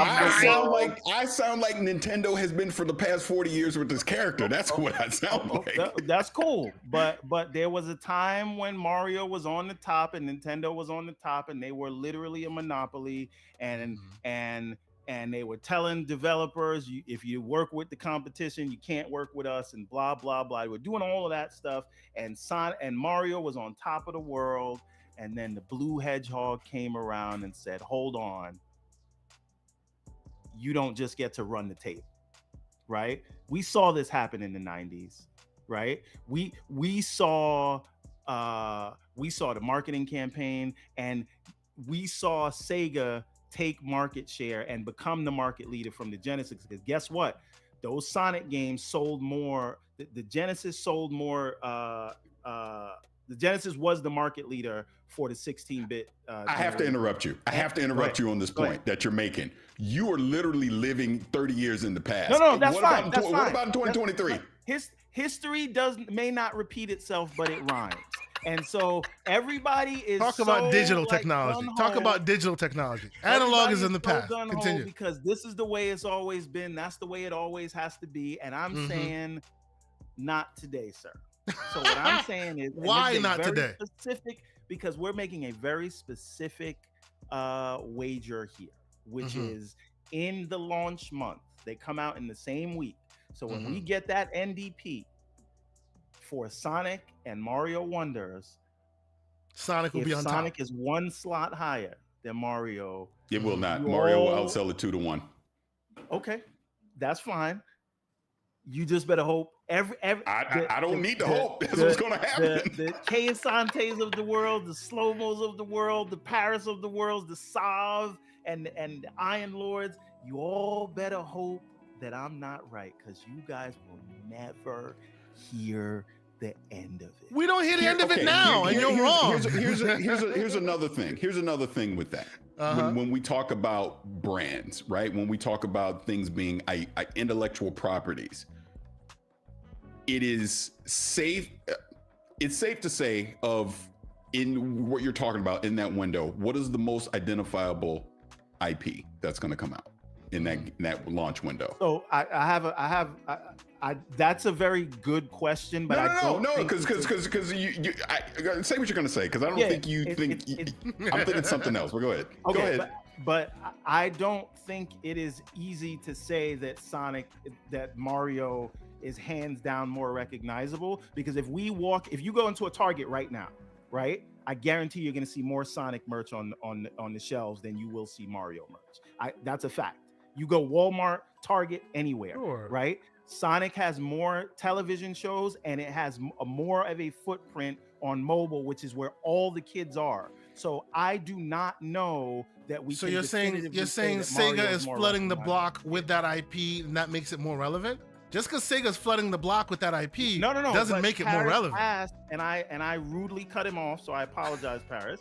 He asked, who is the more recognizable IP? And I don't know that we can just not even think about it and say Mario, because if we look at the footprint, if we look at the digital footprint, if we look at the merch that is on shelves in stores, if we look at the TV shows that are in front of people, Sonic is out there in the streets. So I don't know that we can say that Mario is definitively more recognizable. Please, Paris, go ahead and retort. Go ahead. That's my fault, Paris. Yeah. So I wasn't even going to say Mario. It's Spider-Man.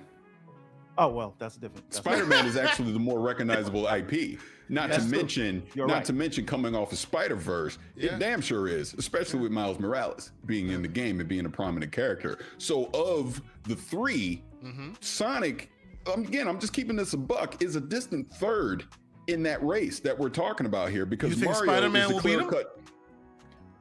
It potentially could, but here's the problem. And this will go to Everborn's favor of what I'm about to say. There's not as many PlayStation 5s out there as there are Nintendo Switches. And obviously with Sonic being across multiple platforms. So what you're saying is in my favor, sir, because I think Chunky Mario is going to squash all three of them. Exactly for your reason. Exactly what you're saying. Well, here's then this goes to my point. Even with that, the Switch, again, if you're adding, because I believe Sonic Superstars is not next gen only, right? So I mean it'll be on Xbox One and PlayStation 4 as well. Yeah, it'll be on that past and current. So. Yes. So even with that, Sonic's going to have a bigger platform base. Yes. Than the Switch. But I live in 2023. I don't live in 1992.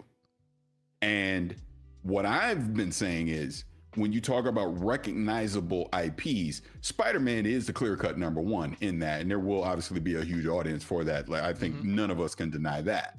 Yep. But Mario's not far behind. Yep. And as we sit here in the year 2023, what else just happened? That movie. Mario has more brand awareness right now than Sonic. You can talk about the t-shirt that you see at Walmart or Kmart or whatever it is you're seeing them at. That does not compare to the name and brand recognition that Mario is going to have on October 20th. You're getting a new 2D platforming Mario that's coming out. That trumps anything that I just saw with that Sonic Superstars. And I played Sonic Superstars. It's going to be a great game. I'm not denying that at all. It's going to be a great game. But there's going to be more brand awareness around Mario. You're going to have more people that, if I walk into a store, actually, this is the best way to do it. If I walk into a store, I walk into Kmart and I go up to the game counter and I look and I see Sonic Superstars on whatever platform I want to play it on, or I see that 2D Mario on the Switch, I'm picking Mario 9 out of 10 times. That's the one I'm going to play 9 out of 10 times. I'm going to gravitate towards playing that one way before I'm going to go play that Sonic game. The Sonic one, I'll catch you down the road later. That's what's going to happen. So to your point about the bet that you're making about in those NPD numbers that's going to come out in that month of October is going to outsell Sonic 2-1, despite Sonic having a wider platform base than what you'll have for Mario. Switch. So it's not just Mr. Everborn Saga that's coming for me with these things. It's Everborn and John Wolf. And he literally, and this is anecdotal, but he literally had me on the phone a few days ago. And I use my children as the barometer. I have a 4-year-old and a 6-year-old, and they're gamers through and through. And he made me show them the Sonic Superstars trailer, and then right after that, the Mario Wonders trailer, and then I lied and said, okay, Daddy's gonna buy you one. Obviously, you'll get both, but Daddy's gonna buy you one. Which one do you want first?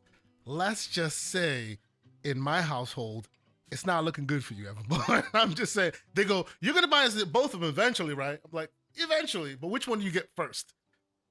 Elephant Mario every time, twice on Sunday. I'm sorry, sir. It is. And John Wolf was on the phone when this happened. He was like, "Oh, this is just you've primed the pump with your children." I'm like, it is what it is. We shall see. But you know what? Let me catch up on these super chats, and I want to have a proper conversation about platformers. I'm gonna go on mute while you do these super chats, because every time you start to get into them, I cut you off. Oh no, we'll get there. Not a problem. That's not a problem. So Arodimus, $5 super chat. He says, for the show with the BG3 animal loving in the game, how far should art push the medium? That's an interesting question. So in other words, like, do we let art go so far that to the point where it's a 30 frames game versus like reining the art in or the scope in order for it to be 60? What do you think about that, Paris? What are your thoughts? Do you think that? So yeah, please. I'm gonna selfishly, shamelessly, plug the interview that we did with Todd Howard. Excellent. About Starfield, and that was basically the question that I was asking him about why they did not do a performance mode for that game, and it was a creative decision to not go down that route because they're locking that game at 30 for artistic reasons, that they want you to have the full, vision that they're having from a fidelity standpoint in that game. So I think that's what it comes down to. You're going to have certain creators that it's going to be an artistic decision to say, well, we're just going to lock this at 30 because these are all the features that we want you to experience from a visual standpoint in the game, and we will have to take some of those away if we were to give you a performance mode in 60. And now, even though we're taking the choice out of your hands, we're ensuring that you're seeing our full creative vision. This is what we wanted to show you. That way. Yeah, that is a good point. That is go ahead. Excellent question. Kay, let me throw you under the bus for a little bit since I have to deal with all that Sonic slander. Okay, go ahead. You do not think it's an artistic choice. You think it's a hardware problem. They just couldn't deal with it. Do you want to talk through that? No, now? it's let me speak. To the yeah. Let me speak. Like when you say I like, to me, it's a play on words. For example, and Paris, I open you are more than that. I'm free to be rebutted, and you can tell me I'm wrong. It's a play on words, and the reason why I say that is when they say artistic choice, right? I use one example and one example alone, and that tends to be FromSoft, right? They have an artistic choice as well. Theirs is to make their games as difficult as possible, and conquering that difficulty is a gameplay feature, right? There's been many times that they have been poked and prodded. Come on now. Why not for accessibility purposes? Give us an option. Why not for this purpose, that purpose? Give us an option. And they've stood staunchly on the side of, this is our creative vision. This is what it is. And it doesn't matter where you play this game. Nowhere will you find any other version of their game except for the vision that they have stated, right? You can play it on PC, you can play it on console, wherever you happen to play their games, it is the complete vision that they've insisted on from day one. The reason why I say this is a wishy-washy way of them saying what they're saying is, on PC, it's unlocked. And by the very nature of it being unlocked on PC, you can't then just say it's your complete vision, because if it was your complete vision, you would lock it on PC as well. The fact that on the hardware side, like, I hear you, and I do understand where they mean that on the console side, because they have the vision that they want to achieve on the console side, they have to lock it in order to retain all of the bells and whistles that they want to achieve. But saying it's a creative decision, while true, negates the fact that there is something called the PC side of the house that does have that option unlocked. So it can't really be a creative vision. It's a technical limitation of the console. That's where I was going with it. I'm being a bit more. But it is. But that is part of it. You on console, there are hardware limitations to what you can do. So if you have certain features that you want to get in the game, you have to work around that hardware limitation that you're going to have on console. So if that means, well, I have to lock it at this certain frame rate so I can have volumetric fog as an example in it, right? Then that's what you got to do. Then that's fine. Because you're saying, I want the player to experience this feature in the game. I want to ensure that they have that in the game. I don't want to take it away. So you're going to have more freedom on a PC with what you're going to be able to do. But on a console, with it being a fixed hardware platform, you got to work around that. That's all I'm saying. To me, it's just the words that they use that I took issue with, because again, in the From example, doesn't matter where you play it. Their creative vision is what you're getting. You're getting nothing less, nothing more. You don't like it, play something else. That is FromSoft. That is the idea of a creative vision when I think of it in my head. Because if there's ever been a chance for them to undo that, after all the rubbish and all the beat up that they get from time to time, they would have done that by now, but they still stand on said creative vision, right? Being that this is a technical limitation that eventually we'll be talking about in the past. Remember back when this game came out and it could only be played at 30 frames? Eventually that'll be a thing of the past. You'll get it on console at 60 when the consoles can handle it, right? Maybe it's another version. Maybe they add DLSS or some other upscaling technology to make it, to bypass it. But the fact that it is an issue that eventually will be solved tells me it's not a creative decision. It's a technical limitation of the day. That's all I'm saying, right? So you can't call it a creative decision because that's bad marketing. It's not a creative decision. It's a technical limitation of the day. Tomorrow, when that technical limitation is not there, you'll be playing this at 60. Well, okay. Where I disagree with you, Ken, we've had this conversation before, so I'm just yes. I'm just stating where I'm coming from. Yes, Paris being here. Yeah. So I think two things can be true at once. I think a creator can look at the constraints in front of them and make creative decisions based on those constraints. Sure. And what that means is, while no, it is not locked. I just don't have this sort of rigid definition that we can only say creative decisions are gameplay bound like these From Software games. I think as a creator, I'm going to look at, all right, well, where is this going to be played?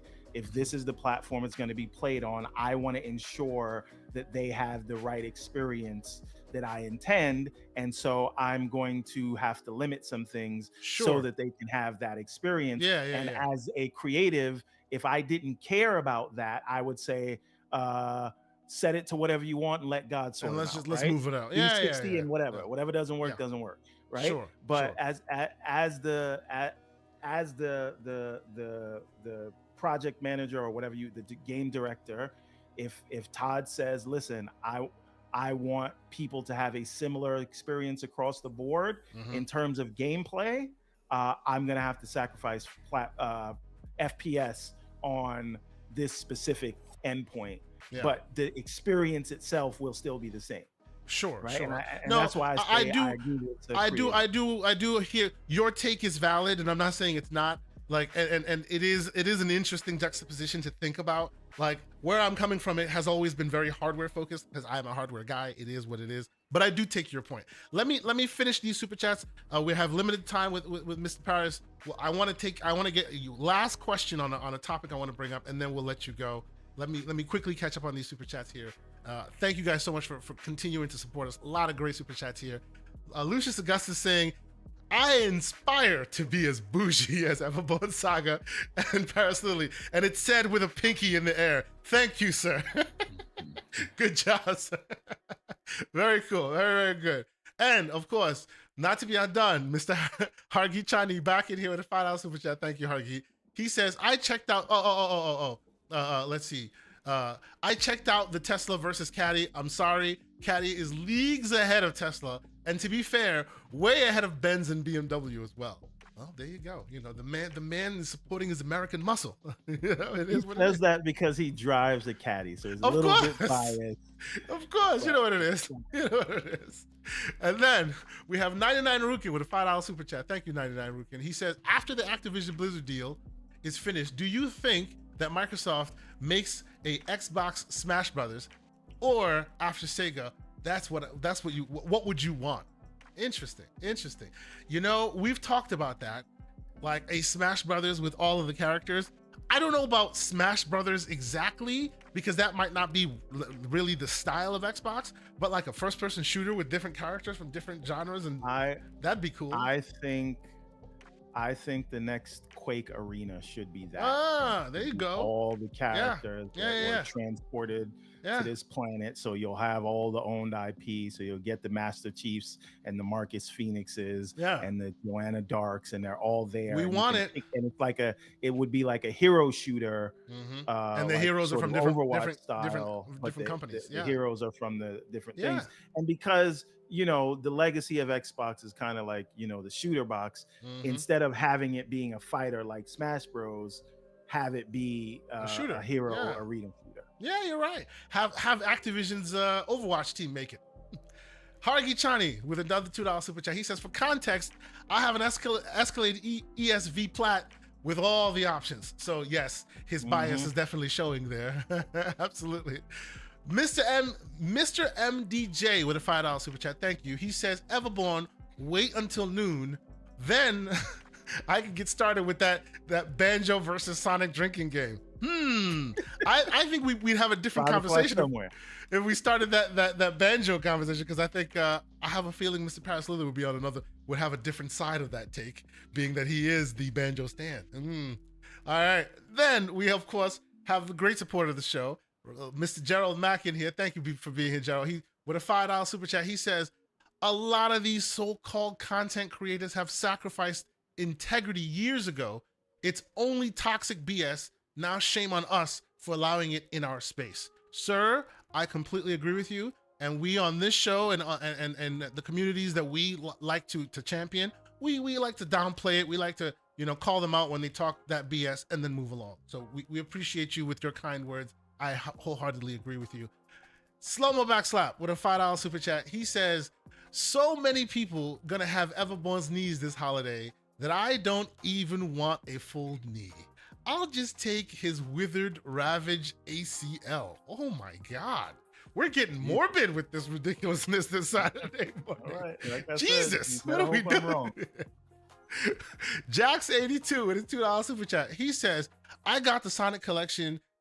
Tell them, Everborn. See, not everybody's sitting there on you're not on this hill by yourself. Others will die with you. It's gonna be great. 82 is a man of culture. Your baby father with a $10 super chat. He says, blessings, brother. I appreciate Paris for coming on and lending his platform to quality and disagreeing followers and sub counts. Gotta keep lending a helping hand to each other. Appreciate you, your baby father. Thank you so much for being here. And then Mr. MD DJ again with a $5 super chat saying, Kay and Paris looking at this man talking about Sonic like parents looking at a toddler talking about purple tigers. Yes, absolutely. We were looking at him like, get it out, son. It's okay. You'll be all right. It's fine. It's okay. Oh my God. BT Maverick 707 with a $2 super chat. Are furries and Sonic diehards one and the same? I think I'll wait for you to look in the mirror for a while, Everborn, and then answer that question for yourself, because we're gonna need an answer from you at some point on that one. All right, we're close to the end here. We're close to the end of the super chats. Hargi Chani, $5 super chat. He says, I've played many different platformers, and I have yet to play one that's better than Sonic. Nintendo is already looking at 2 Game of the Year games this year. The man speaks truth. He's not lying. Enigmatic Dreams, $2 super chat saying, well, you said better than Sonic, but he said better than Mario. Oh, better than Mario. I'm sorry. Better than Mario. Apologies. Slip of the tongue. Everborn Saga is like slipping his manipulation into me through the internet here, trying to tell me to I want to say pause on that. No, you're not. It's not necessary. Right. You don't need to. Just move on. Just in case. It was just in case. Yeah. Precaution. Enigmatic Dreams, $2 super chat. Sega does what Nintendo don't. In 84 or 85 or even in 90s, sure, but the question is, do they still do that in 2020 and 2022, 23? We shall see. It'll be interesting. Jax82 with a $5 super chat. Everborn, just take the L. Mario has been here forever. You seriously think Sonic has knocked him out, has knocked him off?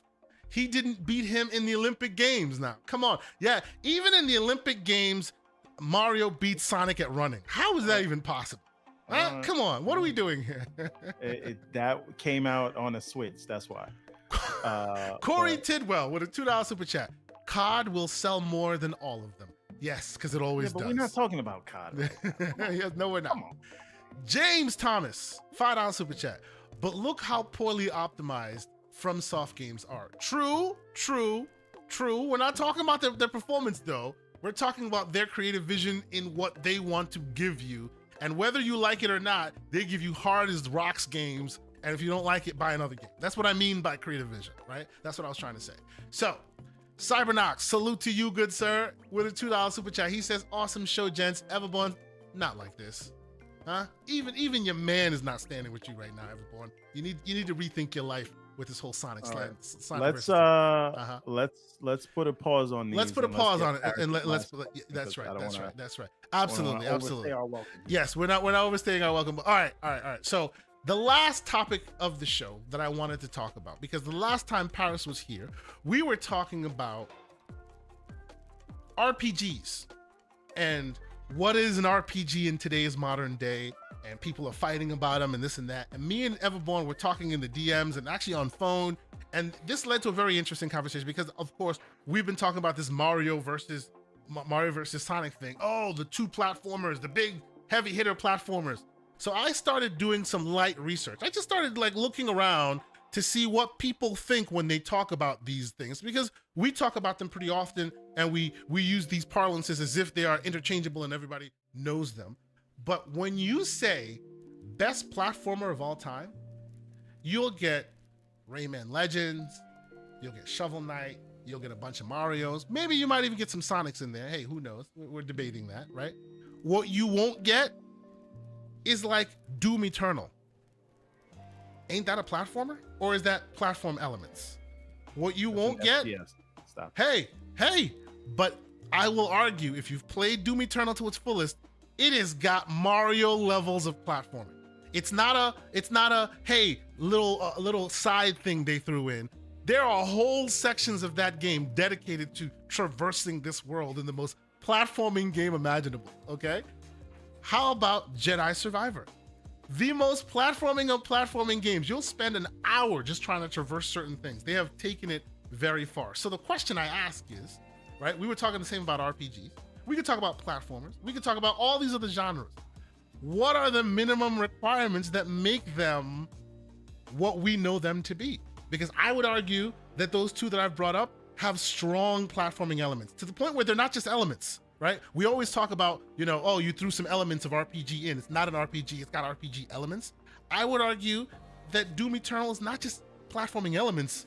They threw a grappling hook in there. They're really going hard on the platforming. And so you can say about Survivor. And there are a few others that are within this genre. So I'll kick the ball off with you, Paris. I know you don't have too much time. We went in this direction. What do you think? Are we ridiculous here? We live in a world where whenever we think platformers, we go, well, fine. I think it broadened my horizons a bit. In the modern day, when we talk platform, when we talk RPGs, when we talk adventure game, they are blurring the lines so much. How do we define them in today's world? And I'm using platform as just an example. Tell me your thoughts, sir. Yeah, I mean, it's a good one because I'll even throw Horizon into this as well. Mm-hmm. Is that an RPG? Good question. Is it action adventure? Is it open world?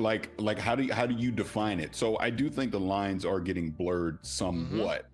You think Zelda to me has RPG elements in it, but it's not what I would consider a true RPG at the same time, right? So yeah, I'm with you in the sense that I just feel like the lines are really being blurred, where you have what we consider our traditional platformers, our traditional RPGs, our traditional, I'm not saying conditional, traditional is what I'm saying, our traditional action adventure game, our traditional open world. But then gaming is reaching a point now where a lot of creators are borrowing certain elements from all and then kind of putting them together. I think your Doom one was a good one as well, because I don't look at that and think it's a platformer, but there's platforming elements to it. Strong platforming elements, yes. So I just think the lines are blurred now. I do. I think you may put something in a genre to kind of give a definition of it, but that does not necessarily mean that's what the game is. Because I think a lot of games now are starting to borrow certain gameplay elements from different genres, to make these new and unique experiences. Yeah.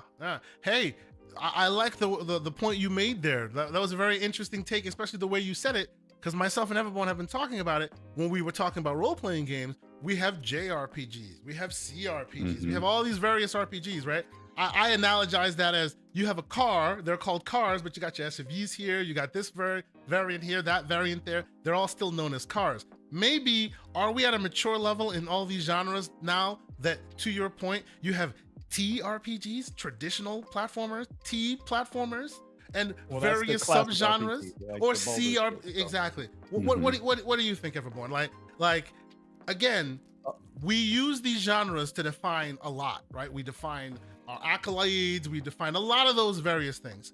But as we're describing here, in the modern day, it looks like a lot of those minimum requirements are being very much fudged in different games. All right, I got another hot take since I'm full of hot takes today. You are full of hot takes, sir. Go for it. That traditionally, I have always looked at Zelda, which is my favorite gaming franchise. I look at Zelda as defining the action RPG genre. But since it has moved to the 3D world, a lot of people say it's not an RPG anymore. And I will argue that if Final Fantasy 16, if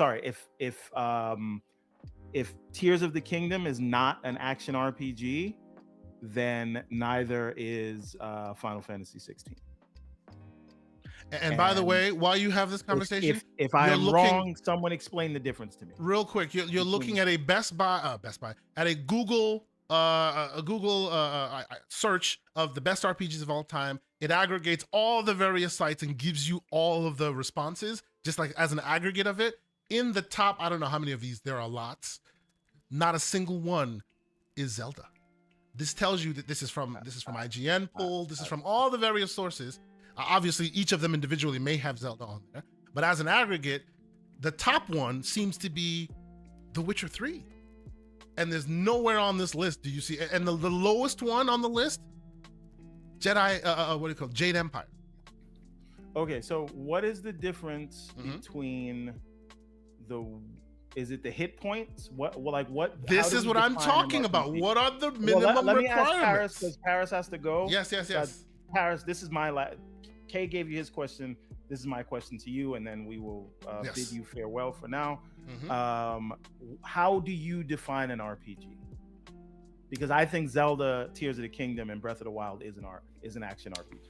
See, to me, to me, an RPG is I get to roll a character that is unique to me, and I get to build out its whatever stats, however word you want to use it. But basically, the stats of that character are unique to me. I'm able to fully customize that character and how I interact in that world. Whereas I look at a game, like let's just talk about Zelda. I have to be Link. I'm always going to be Link. There's certain weapon statistics and things about Link that I can change, but I am Link. That story is linear in that way. I don't have the option to make certain choices along the way that will affect the outcome of it. Now, we'll even put the fact that The Witcher 3 is up here right now. I have to be a Geralt, but I do get to affect the story in certain ways as I go along. The way that I play as Geralt can be modified. So I do think that fits into it. You don't always have to be able to create your own character in it, but how I experience that story should be unique to me and not linear across everyone's experience. And I think Zelda in that way doesn't classify as an RPG, because I'm always going to wind up at that same end result, no matter what, playing as Link. So that brings me to Final Fantasy, and we don't have to talk about 16. I know that's a hot button topic, but Final Fantasy 7, Cloud, Final Fantasy 8, is Squall 8 or is he 10? Yeah, Squall is 8. Whatever. Yeah. So those stories, the events are going to happen no matter what you do. Right, and obviously, I think everybody considers you don't affect the story. You just go through that story. Yes. You don't affect the story, and you can't create the character. So, is Final Fantasy 7 and 8 an RPG in your book, just based on your definition? I'm the wrong guy to ask about Final Fantasy because I don't play them. But I think to your point, I mean, I guess it is because you're playing as that character, and but there's a lot of and now I'm being all over the place. See, this is where you get into those subgenres of the genre, this is why right? You know what I mean? And I think that's where. And as you see, Fallout New Vegas is the second on the list, where you created your own character. So that also breaks the. We'll think about Mass Effect as well. I mean, I'm also always going to be list. Shepard. Yes. I'm going to be Shepard, but you could my be someone Shepard else. is going to be different than your Shepard. My my attributes will be different than yours. My decisions in that game will be different than yours. Yeah. And I think, to me, that's the biggest definer of an RPG for me. You know, that's how I personally look at it. But again, it's a pretty loaded question because I think it can be interpreted various ways. I honestly don't think there's a wrong answer in this. It's just how you personally want to see it. Whereas I want more freedom. Like, let's take, because you had Cyberpunk up earlier. Yeah. I love Ironically enough, and actually Phantom Liberty is going to fix a lot of this, but even with Cyberpunk, it's very shallow in its RPG elements. It doesn't really get as deep as we all thought that it would. Phantom Liberty seems like it's going to fix a lot of that. Whereas, I'm V, I get to customize my V, I get to change up certain things, and there's choices that I get to make in the game. But there were certain things about the customization of V that I thought we were really going to deep dive into more, that were going to matter more, that ultimately didn't. You know, so it varies. It really does on how you want to see it. Like, that's why I brought up Horizon, because I know there was a big argument when Forbidden West came out. Is it an RPG? Some people were saying it was. Some people were saying it wasn't. I would say it has RPG elements, but I don't think it's an RPG. I would say it has, like, specifically the second part has stronger elements than the first. But I think there's a threshold where it goes from elements to the actual proper thing. The question is, where's that threshold? And it's different from everybody else, you know? Like, Everbone, you were going to say. No. I'm just saying I absolutely love Final Fantasy 16. It made me put down Diablo and Zelda. I just don't think it's an RPG, but I love it for what it is. All right, that's it, Paris. We kept you too long. I want to thank you so much. And I am going to find my way on the XCast if Sonic comes home. That's all I'm saying. Oh, this man, he wants a bigger stage to be slanderous on.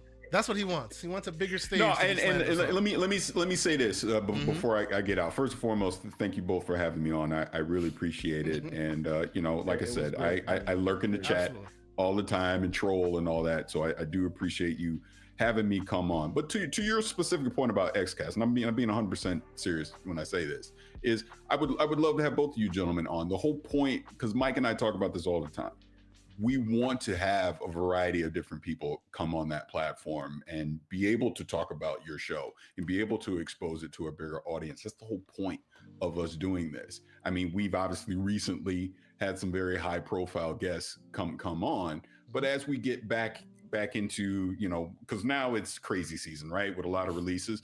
But once we get past that and we can get into that, all right, let's start having more people on. Mike asks me all the time, who should we have on? Who can we have come on? So, no, you're on the list. And I'm 100% serious when I say that. We will not talk about acquisitions and mergers. I'm just telling you that now.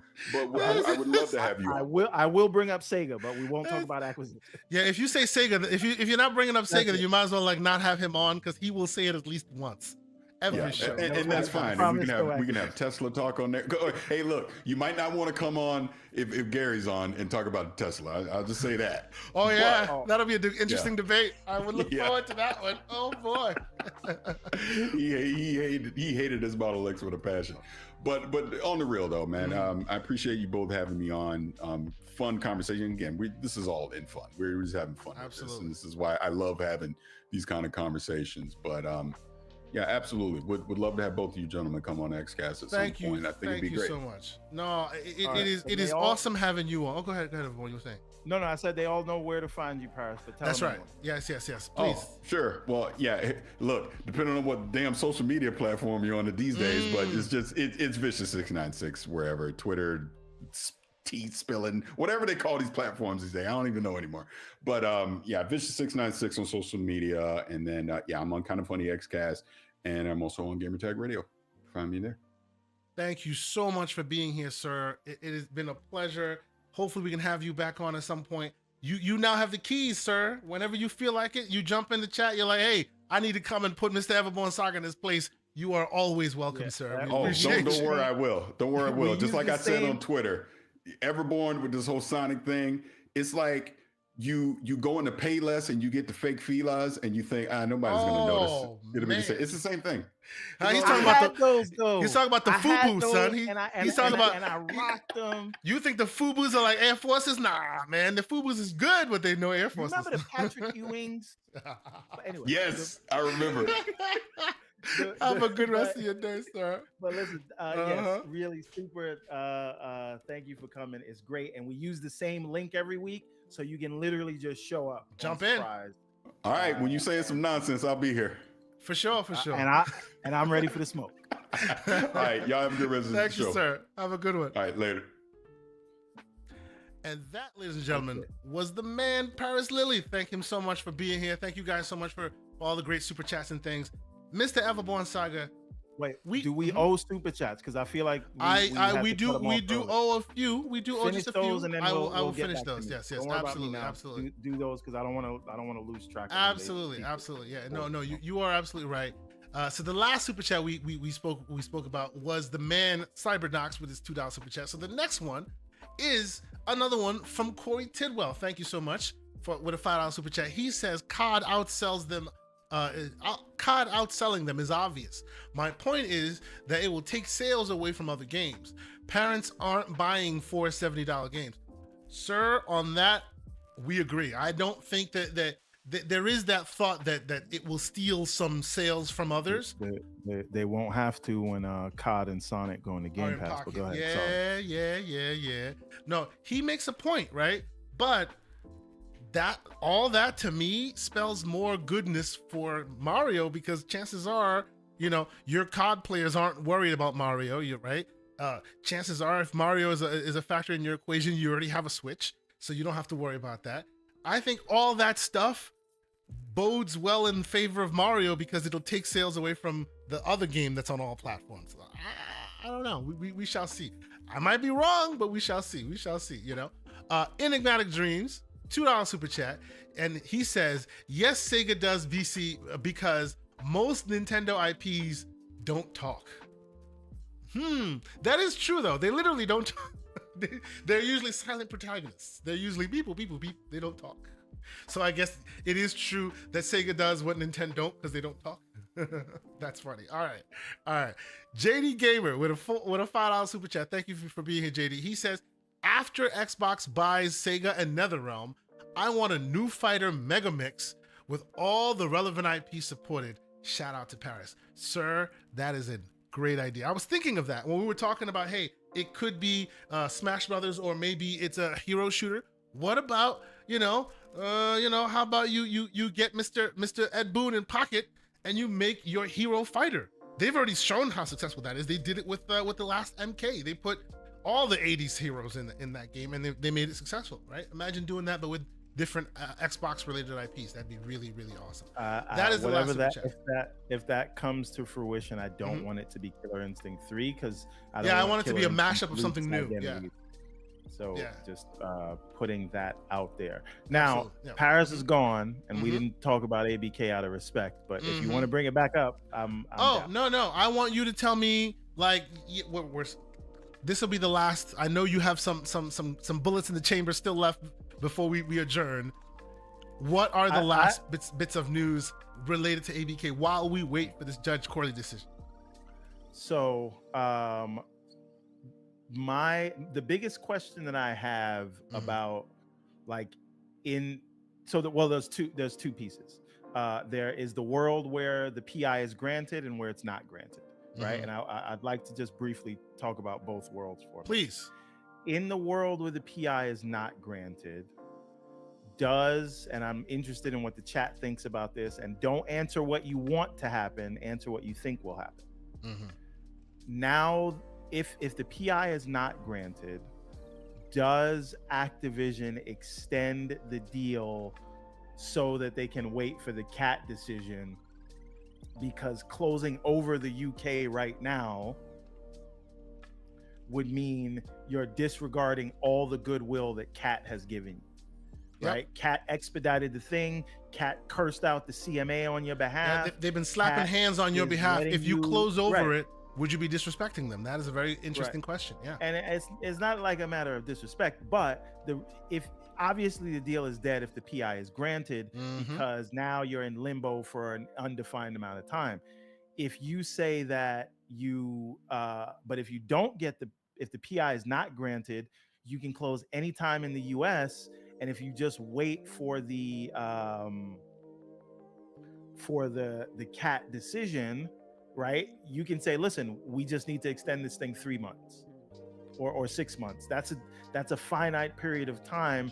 And I wonder if they wait to deal with Cat, since that's coming on the 28th and they say they're going to of this month and they're going to decide in August. I wonder if they extend it 3 months. And people are saying ABK will not want to wait. They don't want to wait forever, but the only decision they are going to make is, do I think the stock will be worth more than $95 in 3 months from now? Because the stock will go down if the deal is abandoned.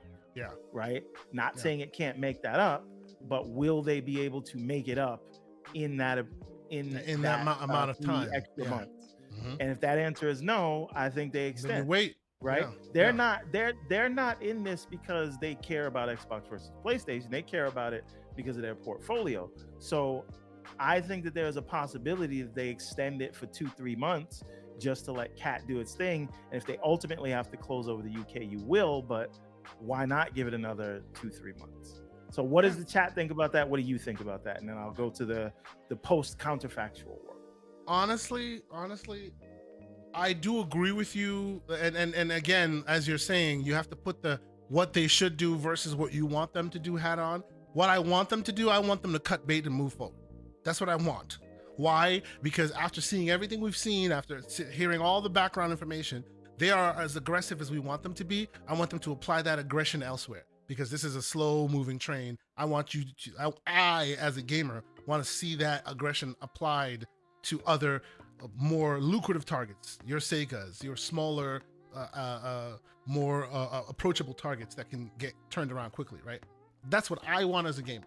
But to the point that you're saying, what they should do as a process, it is a very interesting needle they have to thread. They have to convince the shareholders to say, hey, look, guys, in the minute we announce this, right? Because that's the fact. The minute we announce that this thing is done, the stock will tumble. Both our stocks. Maybe Microsoft's won't, because maybe Microsoft stock is not going to tumble. It's not, because they're going to be like, yeah, it might go up, because they're like, yeah, we don't want you in this market anyway. You know, you're planning on paying too much for these guys. Is the market? And now you're going to have $70 billion. And I have $70 billion to play. Exactly. So Microsoft stock may go up. It's almost assured, based on where the stock was and the level of drama around them, that if ABK, the deal falls through, the Activision stock will fall. Question is, when will it start to rising? What do they have in the pipeline that will get people to turn the page on the last bit of drama, which would be ABK at that time, right? We don't know that. And if the length of time it'll take for them to rebound is sooner than the length of time Microsoft is asking for the deal to be extended on, then yeah, I hear you. They should definitely continue, because that's better business, right? You don't want to like close the deal and move forward in limbo forever until the next time ABK has a chance to relive, right? Diablo 4 is not every week, right? And after this is done, unless Diablo has another coming out party with something amazing, chances are you can't turn the page on your black eye for a while, and you don't want that, and that, because all that black eye stuff brings the stock down and continues the stock to be down. So yeah, I think that is the calculus they need to make, and I hope they don't get there to the point where they need to renegotiate, but I can see a world where they do need to renegotiate for 3 months, because they don't see that as a thing. I want to clarify something in the chat. Okay. Who said this? Owl Theory says, I'm also not clear why MS would be so confident to close the deal ahead of the full FTC trial. Like, can't this monumentally blow things up? So here's the thing. They would absolutely close before that FTC trial, because the way the rules on the books work right now is that if the FTC in the middle of an administrative process moves for a preliminary injunction, if the preliminary injunction is not granted, it automatically stays the administrative trial, and they have to take special care to decide whether they want to continue to pursue the administrative process, because the administrative court has no jurisdiction over a federal court. And if a federal court says, I don't think you're going to win this, it would effectively be the administrative court saying that they supersede the federal court, which is not, that's not the way it works. So could they still pursue it? Maybe. I think it's more likely that they'll try to appeal, but the Ninth Circuit Court of Appeals has never granted a block for a vertical merger in its history. So sure, they could appeal, but I'm not even entirely sure that the administrative case goes forward if they want to do that. It could, but they would have to take special care because it automatically is stayed. So they effectively have to reopen that trial. So Corey Tidwell with a $5 super chat saying, you close the deal, you send a message that one territory isn't stopping the deal. Remember, you were talking about that, right? You do, and again, I don't know that the UK wants that question answered. Whether if that would not be advantageous for them is approved, because effectively this is what a federal judge would do, right? The FTC may be blocking it, but they don't have the final say as to whether the deal is actually illegal. A judge does. So if a judge finds that deal is illegal, is legal, that means it's approved in the United States. So a deal that is approved in the United States, in the EU, in China, in Brazil, in South Africa, in Japan, in South Korea, in Ukraine, and everywhere else around the world, has the question been answered that the UK post-Brexit has the ability to stop something globally that everyone has said is okay to happen for two companies that are outside of their jurisdiction? And theoretically they can, but I would think that the UK would want to keep that in the theoretical realm, and they can do whatever they want in their region. But right now the order says that it is blocked globally, and I don't know. I think it's better for the UK if that question is not answered, because right now, if we said right now the judge gives the PI, we know the deal is dead. We know the Microsoft would not close over the EU or the US. Can we say with 100% confidence that they won't close over the UK? And the fact that that is even a question means I don't think that the UK wants that question answered. Sure, yeah. They want the hope and the perception of power, not the definitive answer of nope, you are not as powerful as you thought you were. Because if Microsoft does it, it's floodgates, and I don't think anybody else absolutely, Apple or Google or whoever else listens. It unravels a lot of the scaffolding of power that has stood for so long. Yeah, I think that things will work themselves out somehow if the PI is not granted. Now, let's talk about the fun stuff. Well, hold on. There are still super chats in this direction, so let's head that way. More lucrative, asks Hargeet Chani with a $10 super chat. Thank you, good sir.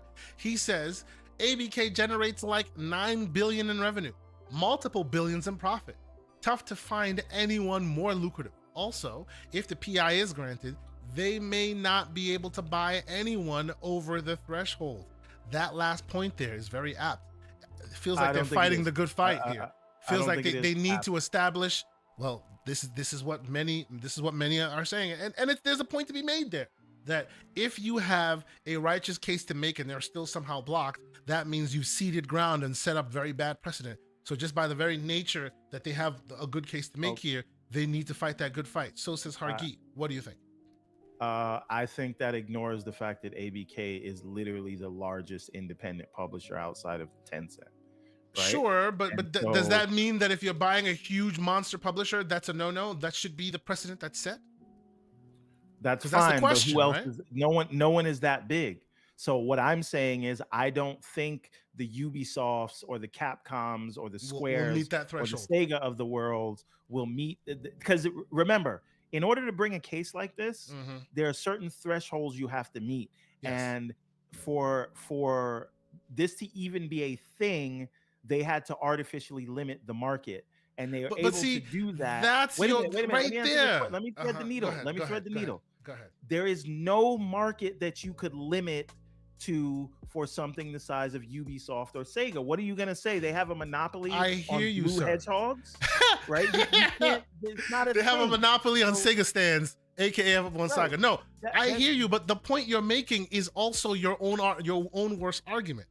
Because they didn't have a market, they didn't have an argument. They artificially created an argument. Tell me the market they would make. But this is my point, Everborn. They didn't have an argument, so they created one by limiting the market. I understand. I hear what you're saying. I understand what you're saying, but the reason why some are nervous about this precedent and why they need to fight it is the idea that since there was no argument there, they found a legal loophole to make an argument.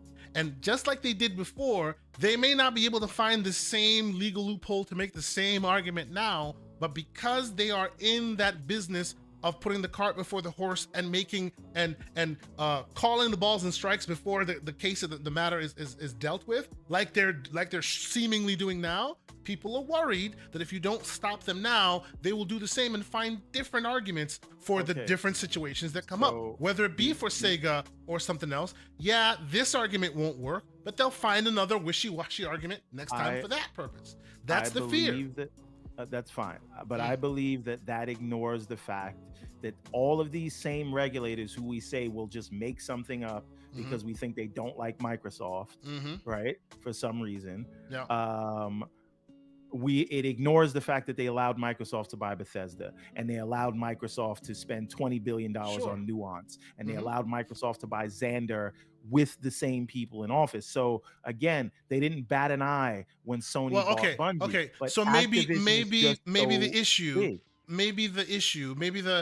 fear. I'll amend my statement, and then again I'm channeling others because I don't believe that.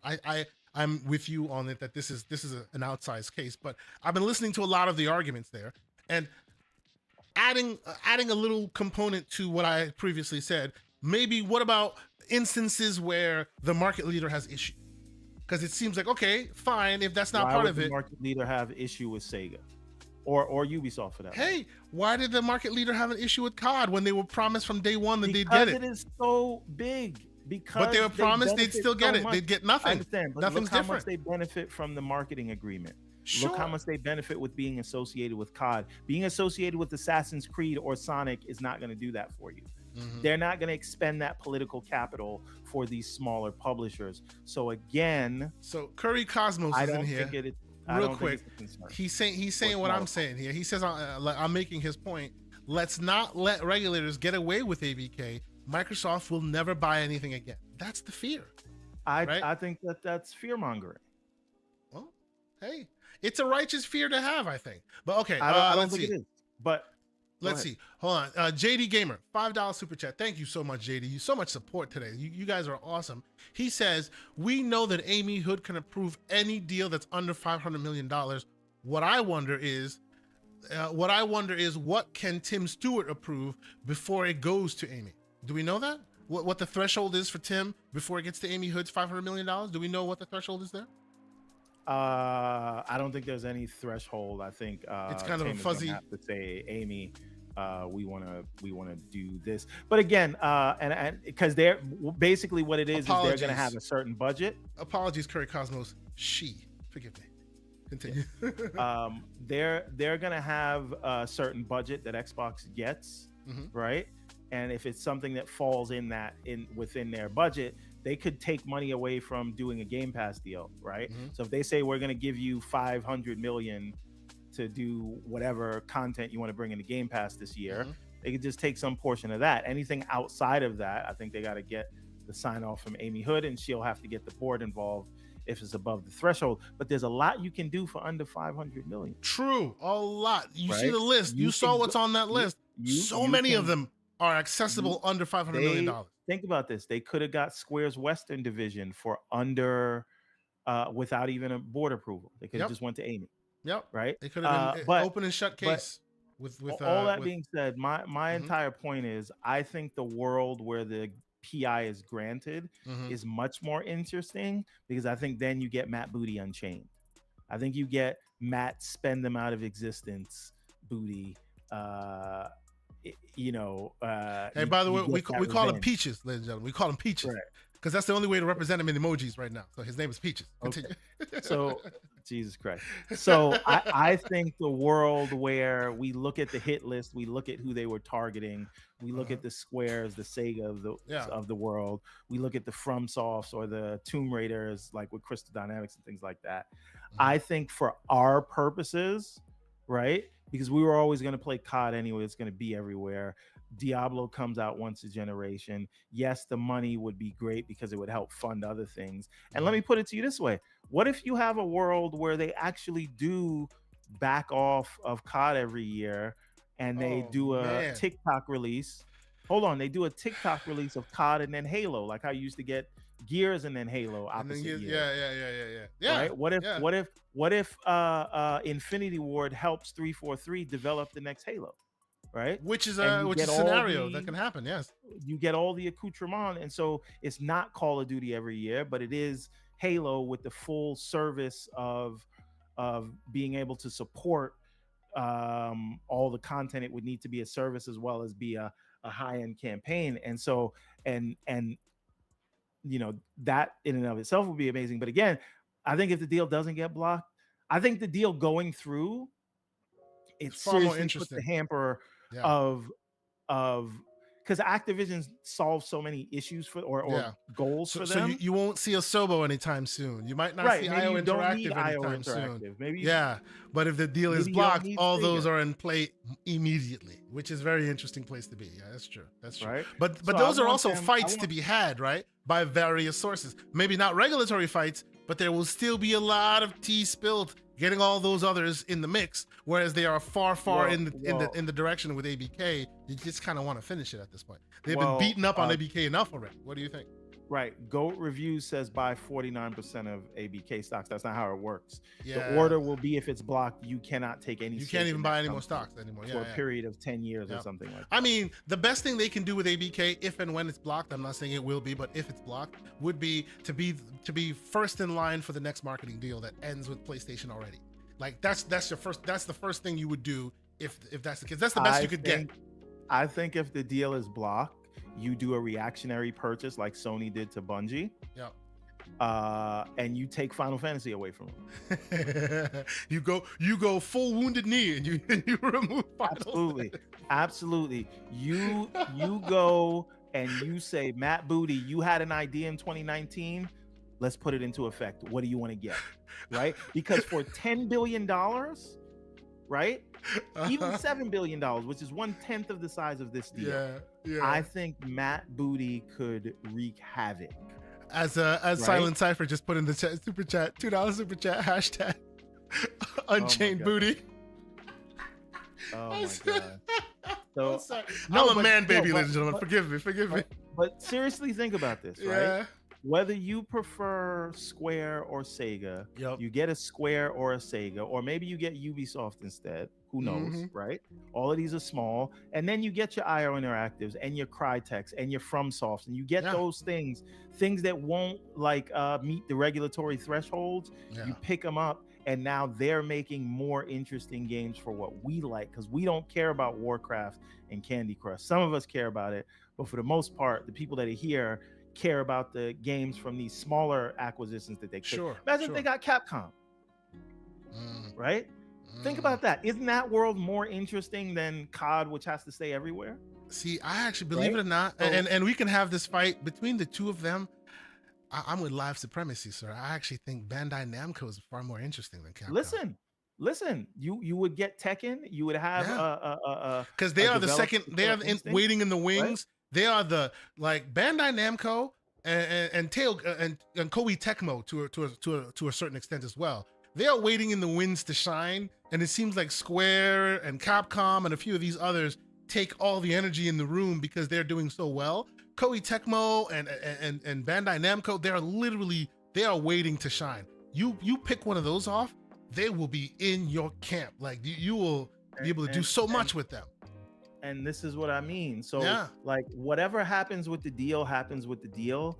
But what I'm saying is really aside from it not being fair or not seeming fair or feeling like Sony won, really think about this world and what could be done with just $10 billion. Yeah.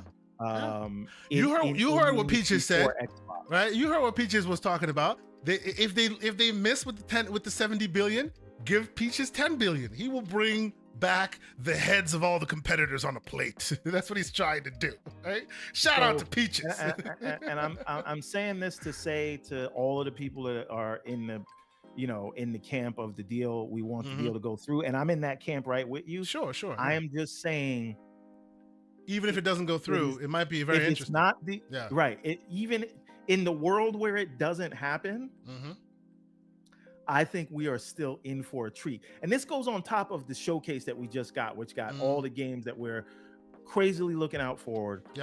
And I'm not saying that the deal will get blocked. I'm saying if it does, I think we are all going to have a lot more fun. So in other words, he's priming the pump right now, saying, keep your hair on. Don't get your hair on fire. If at some point we come back, the next time we convene, and we're in a world where Judge Corley said no for one reason, or she granted the PI for one reason or another, doesn't mean that Xbox is packing up shop and going home. That means they have 40, let's just say even $10 billion of the 70. Let's say 10 billion of those are reallocated to Xbox. That can do a lot when put in the right positions. That you can might directly even get more, and if you're in it like me for the tears and the salt, you might get more smoke with the 10 billion. Yes. From the 10 than the 70. Than you would for the 70, because the 70 is Microsoft's big play, whereas the 10 would be specifically Xbox's play, and it would probably be more focused on your needs rather than the big needs of the big conglomerate. So it is an interesting place. I say all that to say, whatever happens, whenever the decision comes down, it is not the end of the world, and I think there's still room to celebrate, regardless of whatever happens with. So this is where all the Hoove brothers, and shout out to Infinite Umbra, this is where they clip us and they go, see, look, they're capping, they're getting their people ready for the inevitable loss. The DMs, damage controlling. But really, I really want you to think about that. Think about the 10 billion and what could be done with that. Yeah, because the 70 billion is a Mack truck, right? But the 10 billion is like a scalpel that is strategic, that gets in there and really does some damage if used correctly. It's a very interesting kind of guerrilla tactic that we know Peaches was on, because we now have evidence that he was on that side. Hopefully, whether it happens or not, you can do a lot with a little in comparison to the 70 versus 10. Let me catch up on these last couple of super chats and we'll get out of here because we're at the end of our show. Mr. Silent Cypher, great member of the community, awesome podcaster. He's here with a $5 super chat saying, Bizarro World. Everborn just said that Sonic isn't a big deal. Am I dreaming? While he's rolling on the floor laughing. Great show, gents. Thanks as always for the content. Thumbs up. Hey, he heard you say it. This was a little while ago. I said no such thing. What are we talking about? Go back to the videotape. I'm sure you'll catch it. I don't remember. He said I must have been drunk. You must have been drunk. You must the power of Paris Lily must have compelled you to tell the truth for once. No. Anyway, he said, "Nah, even Paris Lily can't help me tell the truth." Anyway, I do not remember. I misspoke if I said it. Mr. MDJ with a $5 super chat. He says Sonic. See what you're doing to me. Sony wanting to block this is completely about the possibility that games as big as COD get in Game Pass, legitimizing that business model in ways that they do not want. Absolutely, sir. Absolutely. We were on your page from day one. It's just the theoretical, it's the symbolic nature of such a big monster game that everyone agrees is too big for any one platform being in Game Pass that ruins any argument they make that the next big game can't go in their subscription service because everybody can just go look at COD, and they don't want that. You were saying, everyone. No. But again, all that can still happen. Yes. Because imagine if Street Fighter 6 and Resident Evil 4 Remake went in there on day one, or Sonic Superstar. Oh God! You know, and somebody said that. I think it was Hargeet that said that. He says maybe we should put a provision in for Game Pass, because if Sonic Superstars gets in Game Pass, that might change the equation. While I agree with him, I am still not sure that it being in Game Pass would serve to still trounce Elephant Mario, though. It would pad the numbers, I will give you that. But enough to best Elephant LSD Mario? I don't know. No, but I think at that point it would be hard to tell because we'd have to think of the loss of sales. Hey man, look. We are not economists. We are not gonna go dig through the balls and strikes for context. No. We're just gonna see the numbers, and that's it. And I think the 20% conversion rate share shift is there you go. Where'd you get your 20% from? Yeah, don't worry about that. Don't worry about what the 20% Trust me, bro. Trust me, bro. Oh man. And JD Gamer with a $5 super chat saying the console war could be won with $25 billion. Sega, Capcom, NetherRealm, Bandai Namco, and the old Western division of Square and Square Enix. Something about that because we have to come back down to earth. Sure. Japan is a small island. Yes, and those publishers that you mentioned are huge, and there is zero chance that one company is going to come in and buy 3 of their largest publishers. That what you just mentioned would be, and I love it, but that would be the equivalent of one company buying EA, Take-Two, and Activision, right? Yeah. And putting it all in one thing. That would not be allowed. So if Microsoft is going to get any publisher in Japan, which I do think they should. It would have to be one of those. Yeah, I think they do Poland a little bit. They do Japan a little bit. They have to, because these areas are small hotbeds with a lot of gaming talent. If you go buy 2 or 3 there, they're gonna start looking at you with a side eye. You're overdoing it. So they'd have to be strategic in their acquisitions. Maybe buy one from one location, buy another one from another location. And you see they're doing that, right? They're even talking about new initiatives, adding talent to areas that normally don't get it. They know that those pools are too small to go buy a bunch out of, because that will then raise the what do you call it, the regulatory ire and all that. So hey, it will be an interesting thing to take a look at. I think we're about at the end of our show. What do you think, Everborn Saga? I think we left it out on the screen. We've done it. We're still waiting for Judge Corley's decision. One thing. Please. I want to say one thing before we end this thing. Yes. Because I briefly touched on it before. Yeah, please. For all of the people. And Slow-Mo, I think you're on this train, so if you're still listening, if you think that Final Fantasy 16, a game which I love, absolutely love, story is amazing, combat is fun, and I don't mind it being linear, but it doesn't feel like it should be a mainline Final Fantasy. But if you feel like Final Fantasy 16 is an RPG, I need you to explain to me why it is and Tears of the Kingdom is not. Isn't. Yeah. Very interesting debate. Because as we've established, right, that minimum requirement changes depending on who you're talking to. Some people insist it has to be a protagonist that's created. Others think that it has to be one that's a vision of the developer. There are conversations about XP and hit points and da-da-da. The threshold changes depending on who you're talking to.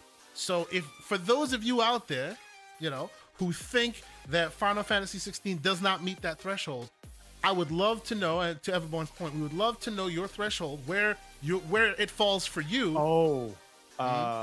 Sorry, not to cut you off, but yeah, Rodimus said something in the beginning that we said we were going to get back to that I never got back to. I believe the combat and anyone I want to hear from people who've played both. If you hate the fact that Final Fantasy 16 is on PlayStation or whatever, and you didn't play it, or you just heard that it's mostly cutscenes, this is not a question for you. I want people that have played Hi-Fi Rush and have played Final Fantasy 16. I think the combat is leaps and bounds more complex and satisfying in Hi-Fi Rush to be an action game, and the way you build things up and you add new moves. It's not really a skill tree, but it might as well be when you buy the new the new moves, and you can equip certain ones. But I 100% agree that the action, the combat, and RPG in Hi-Fi Rush is definitely better than the combat in Final Fantasy 16. I'll do you one step better. I'll say I will bring my hi-fi, not everything that surrounds it, but I will put Hi-Fi Rush Combat against the best out there. Any AAA action fighter, action adventure game, I will put Hi-Fi Rush Combat to it. Because yeah, you can call it a AA game, you can call it a small little thing, but that combat is deep and engaging, far beyond a lot of others that have gotten huge accolades, right? I'm not saying it's the best in the world, but it's shot far beyond its AA trappings. Please continue, everyone. Right. So now Arodimus thinks it's more of an RPG than Final Fantasy 16. That is not fair. Nobody would call Hi-Fi Rush. No one would mistake that for an RPG. So I think if we're going to be fair, we have to stop that nonsense, sir. But the combat is definitely more complex as an action game. So I will give Hi-Fi Rush the win there. But Dorian Gray is fighting me. He says, nah, Nier Automata equals best combat. Sure, it's just the dead world that you have to walk around in for 5 hours that kind of lost me on that. I played Nier Automata and I liked it, but the long stretches of dead world that you'd have to... Anyway, that's smoke on me. I'm sure that you're going to come back on me with that, but it made me lose my will to continue that game. I'm sorry, continue. You were saying. Rikamaru, I don't know if I pronounced the name right, but he says Final Fantasy 16 has a better combat system once you get to the hard modes. To the hard modes, okay. I just beat my second or third icon. So second if we're not counting the tutorial fight in the beginning with the Phoenix. So I just beat Ifrit. And so that's how far I am. So you tell me if it's going to get better. But right now, it feels super basic, and I'm not playing on journalist mode. So, which you can. We need to get that to be such a thing that some game somewhere makes easy mode journalist mode. I want that to exist. I want some game somewhere, just like I want a T-shirt that shows missionary gamer. I'm talking to you there, Mr. John Wolf. I want a game to make their easy mode journalist mode. That would make me so happy. That would make me so happy. It would fill me with so much joy. I'm looking for some developer out there. Maybe Mr. Everborn Saga does that in his game, but I need a game that says the easy mode is journalist mode. That's what I want. That would be the greatest thing ever. Anyway, I will say though, I do like the way that they built out their journalist mode, which says you can have it at any level you want. So like there's story mode and there's action mode. I don't think there's any huge difference between story mode and action mode other than the different pendants that they give you. Because if you go in story mode, you get or journalist mode as we like to call it, you get these things that will allow you to have auto focus. That means if you're about to get hit, it will slow down time and you have to press the button in order the dodge button so that you can dodge in time, which seems like it would be a normal play mechanic, but I think that one is okay.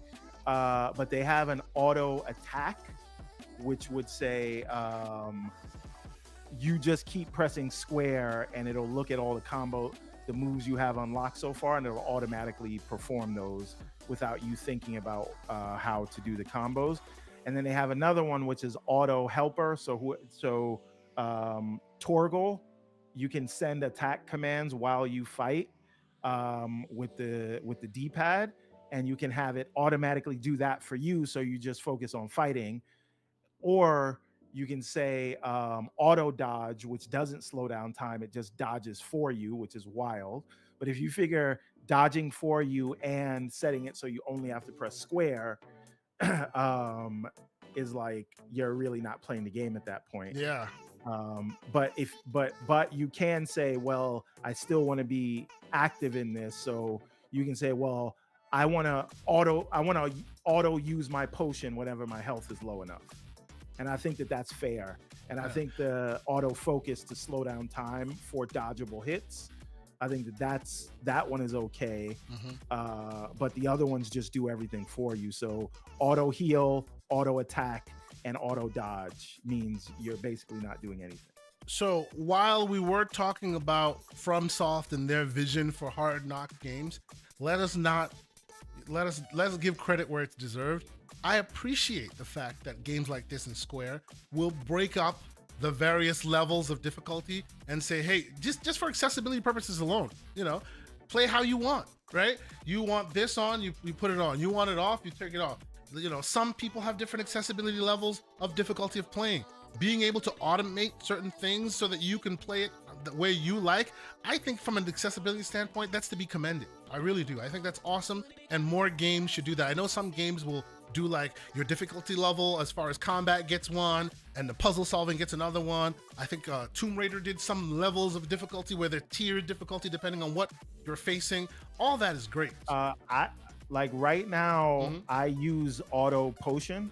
Yeah. Right. So if I have a potion picked up, it will use it. Yeah. Make your life easier on you. Yeah. But I don't have any of the other stuff on. Yeah.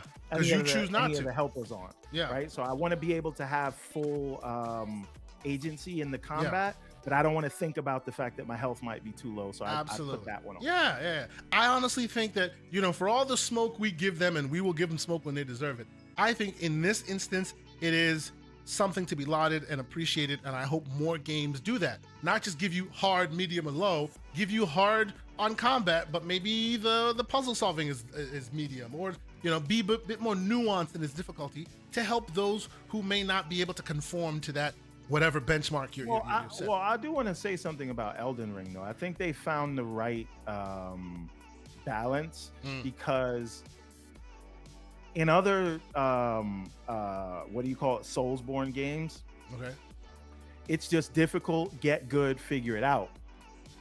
But what Elden Ring allowed you to do, because it's of the way its open world was designed, they made these farming locations where you could really kind of level up very fast, and it allowed you to say, well, this is way too hard, I'm gonna go farm for a little bit until I feel like I'm at the right level. They made the world better to help you, for me, rather than force you to just keep hitting the same bad guy. They fill the world with fodder to help you get your game up if you need it, which is right. Cool. And in doing that farming, it allows you to explore. It allows you to go into the community to find out where the best spots are, and then you go and do that. And on your way to kind of farm so that you can beat one enemy, you meet other enemies and you beat them, and you kind of get better at what you're doing so that you can go back. I really think that is the best formula for it. Okay. If we're not going to change our difficulty,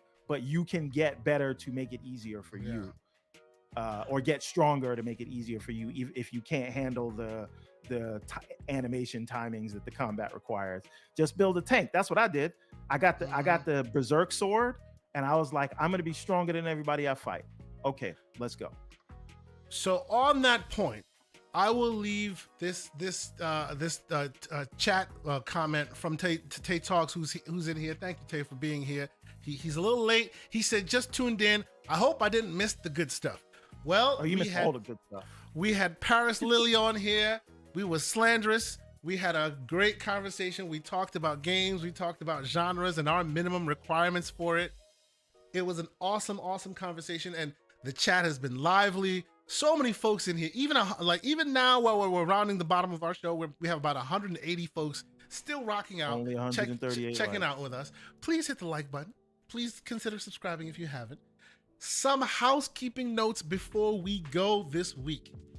While you can catch myself and Mr. John Wolf Monday night, 7 p.m. Eastern Standard Time on the Gamers Playground, we will have another episode for you. I will unfortunately tell you that we will not have... Wait. We'll also catch us on Wednesday, right? And yes, well, you will catch Everborn on Wednesday on PPG. Oh, you're going to be gone. Because I, unfortunately, I don't know about unfortunately, but we're taking our summer vacation. The Asante clan is going on summer vacation. So that means next week, Saturday, we will not be airing the 99th episode of the Gaming Circle podcast. Yes, that's right. Episode 99 coming up. Won't be next week. That means in 3 weeks will be episode 100. We're still talking about it. Everborn, you and I need to chat. We need to do something pretty great for episode 100. That will be in 3 weeks. I want to get everybody on for that. But listen, community as well. One thing I will say, I may be on Go Live next Saturday. Oh, excellent. Excellent. So you guys will still see me. I think Risk It one of these weeks I'm going to be on his show. I don't remember when that is. Also, Mooch reached out to me, but he wanted me to come yesterday, but I told him I'll do it another Friday because this Friday didn't work. And Jesus, why am I forgetting his name? He does all the great interviews. He just Mr. Web Dave. Yes, Web Dave. Sorry, Dave. Yes, sir. I'm going to be on Web Dave's show very soon. The Gamers Council on Sundays. Yes. Even if there's no GCP next week, you'll at least get to hear me ramble about Sega and Sonic on your favorite shows, and hopefully we'll have some ABK news to talk about. Absolutely, sir. And that's it. By the way, everybody I just mentioned. So Mooch, Risk It, Dave, Go Live. I'm doing all those shows. Nobody else asked me. That's it. Because the answer will be no. You saw me in the gauntlet last week. One show after another, after another, after another. It's your turn, sir. It's your turn. Take a little bit of a break. The business is gonna kill me if I keep podcasting. Hey man, I told you. Just let me give me like a month or two. I had to go get the RFC approved. Those that know what I'm talking about. You got to get your RFCs approved. Otherwise, you cannot be there and you cannot implement. I'm just saying. But yes. Now, Mr. Everborn Saga, before we go, I think we're very close to you giving us more information about the next chapters in the Everborn Saga. Am I wrong on this? We are. How very close are we? We're not there yet, so we got a few pages left. The reason for this is why it's taking so long. Other than, and you will see it if you have the first one, the quality level on this one is just through the roof. But the artist that works on the comic is also working on the new animations for the game, so he's doing sprites right now, and that is slowing down the comic a little bit. I'm sorry, Mr. Joanna Dark. He's the most requested one, who shames me, which I like it. Shame is a great motivator. Don't let anybody tell you different. We don't do participation trophies. Feel shame, do better. That's it. That's how I raise my kids. No, I'm not joking. But the thing is, Ariel's Adventure Chapter 2 is coming, and it will be over 70 pages, one book, right? Nice. Full color, and you see the quality that I got going on there. So we're not joking around. It is it's gonna be big, and we got some new things, and we have a new series that we're also trying to launch this year, but that will be at the end of the year, and that book will be like 120 pages just for book one, and it'll be hardcover. So that's called The Remnant, but again, look for that around December, January-ish. So big things happening and more to come on the game front, and I'll again try to share as much as I can with the with what we're doing. Someone asked about voiceover. Silent Cypher asked about voiceover. That's Keep Silent Cypher in mind, man. That man's got the voice. Him, Infinite Umbra, and and fonts. Those are the three people that Hey, if you need African representation, I got your back, brother. Well, that I do for the Redlands. Oh yeah. We shall be talking in the DM. Don't worry. Yes, Captain Keats. But all right, we are out of here. It's been a great show, and on the way out, I see the man Post Up is in here. Salute to you, sir. Post Up. Post Up. We're about to have a very big day very soon because we know this decision is coming. Yes, sir. I'm waiting with bated breath, ladies and gentlemen. But of course, we're done for the day. But there is so much more to discuss. So many people still podcasting. I see Miles Dompiers out there. All these other folks are out there. From myself, Mr. Everborn Saga, Mr. Paris Lily, it's been a great show. We've had an awesome time. I will leave you, Everborn Saga, to have the last word, sir. Yes. Well, first of all, and apologies, sir, Pixelbit G, who is here every week. Oh, of course. What about Pixel? Got to get. What are we talking about? In the building. For sure. I don't even know what he's talking about, but shout out to Pixelbit G. Listen, for sure. I want to say this, and this is the last thing I'll say before we sign off. You want me to be 100% honest? Keep it a buck. I am secretly hoping the PI is granted so that we can get Maddie B Unleashed, and we get that Sega right away, and we get Tomb Raider, and we get all those things that they wanted. And he wants Mr. Cheeks Unleashed, ladies and gentlemen. That's what. Whoa! Pause. Peaches Unleashed. Oh, the VO work, absolutely. I even got a character for you too. His name is Jafari, but he's in the Redlands book. If you got it, I think you have it, so you'll know who I'm talking about. But listen, I'm not joking. I think that world is more interesting, and I'm kind of crossing my fingers. You want them to get the black eye so that it can be blood on the streets. I want angry, chip on the shoulder Xbox. Okay. And we get that if the deal does not. Okay. Well, ladies and gentlemen, there you go. You have your slander for the week. It is the talk of the Gaming Circle podcast, #GCP, that we want Peaches Unleashed. Grant the PI and let Peaches run wild with a buck. And by the buck, we mean $10 billion instead of the $70 billion that they were going to get. But yes, let that slander rummage around in your brain for a while. Oh man, see, we got to get out of here quickly. Dorian Gray with the call of booty. Oh, it's time to leave. Oh Lord. All right, it's been great. It's been fun. Leave your slanderous, ridiculous takes on Twitter, where we will reply and have a great time. Or Threads. Come to Threads. Everyone Saga on Threads. Yeah. Or you can find me on Threads and all those other places. We shall see if it lasts. Until next week, gentlemen. Have a good one. Nice to be in orbit.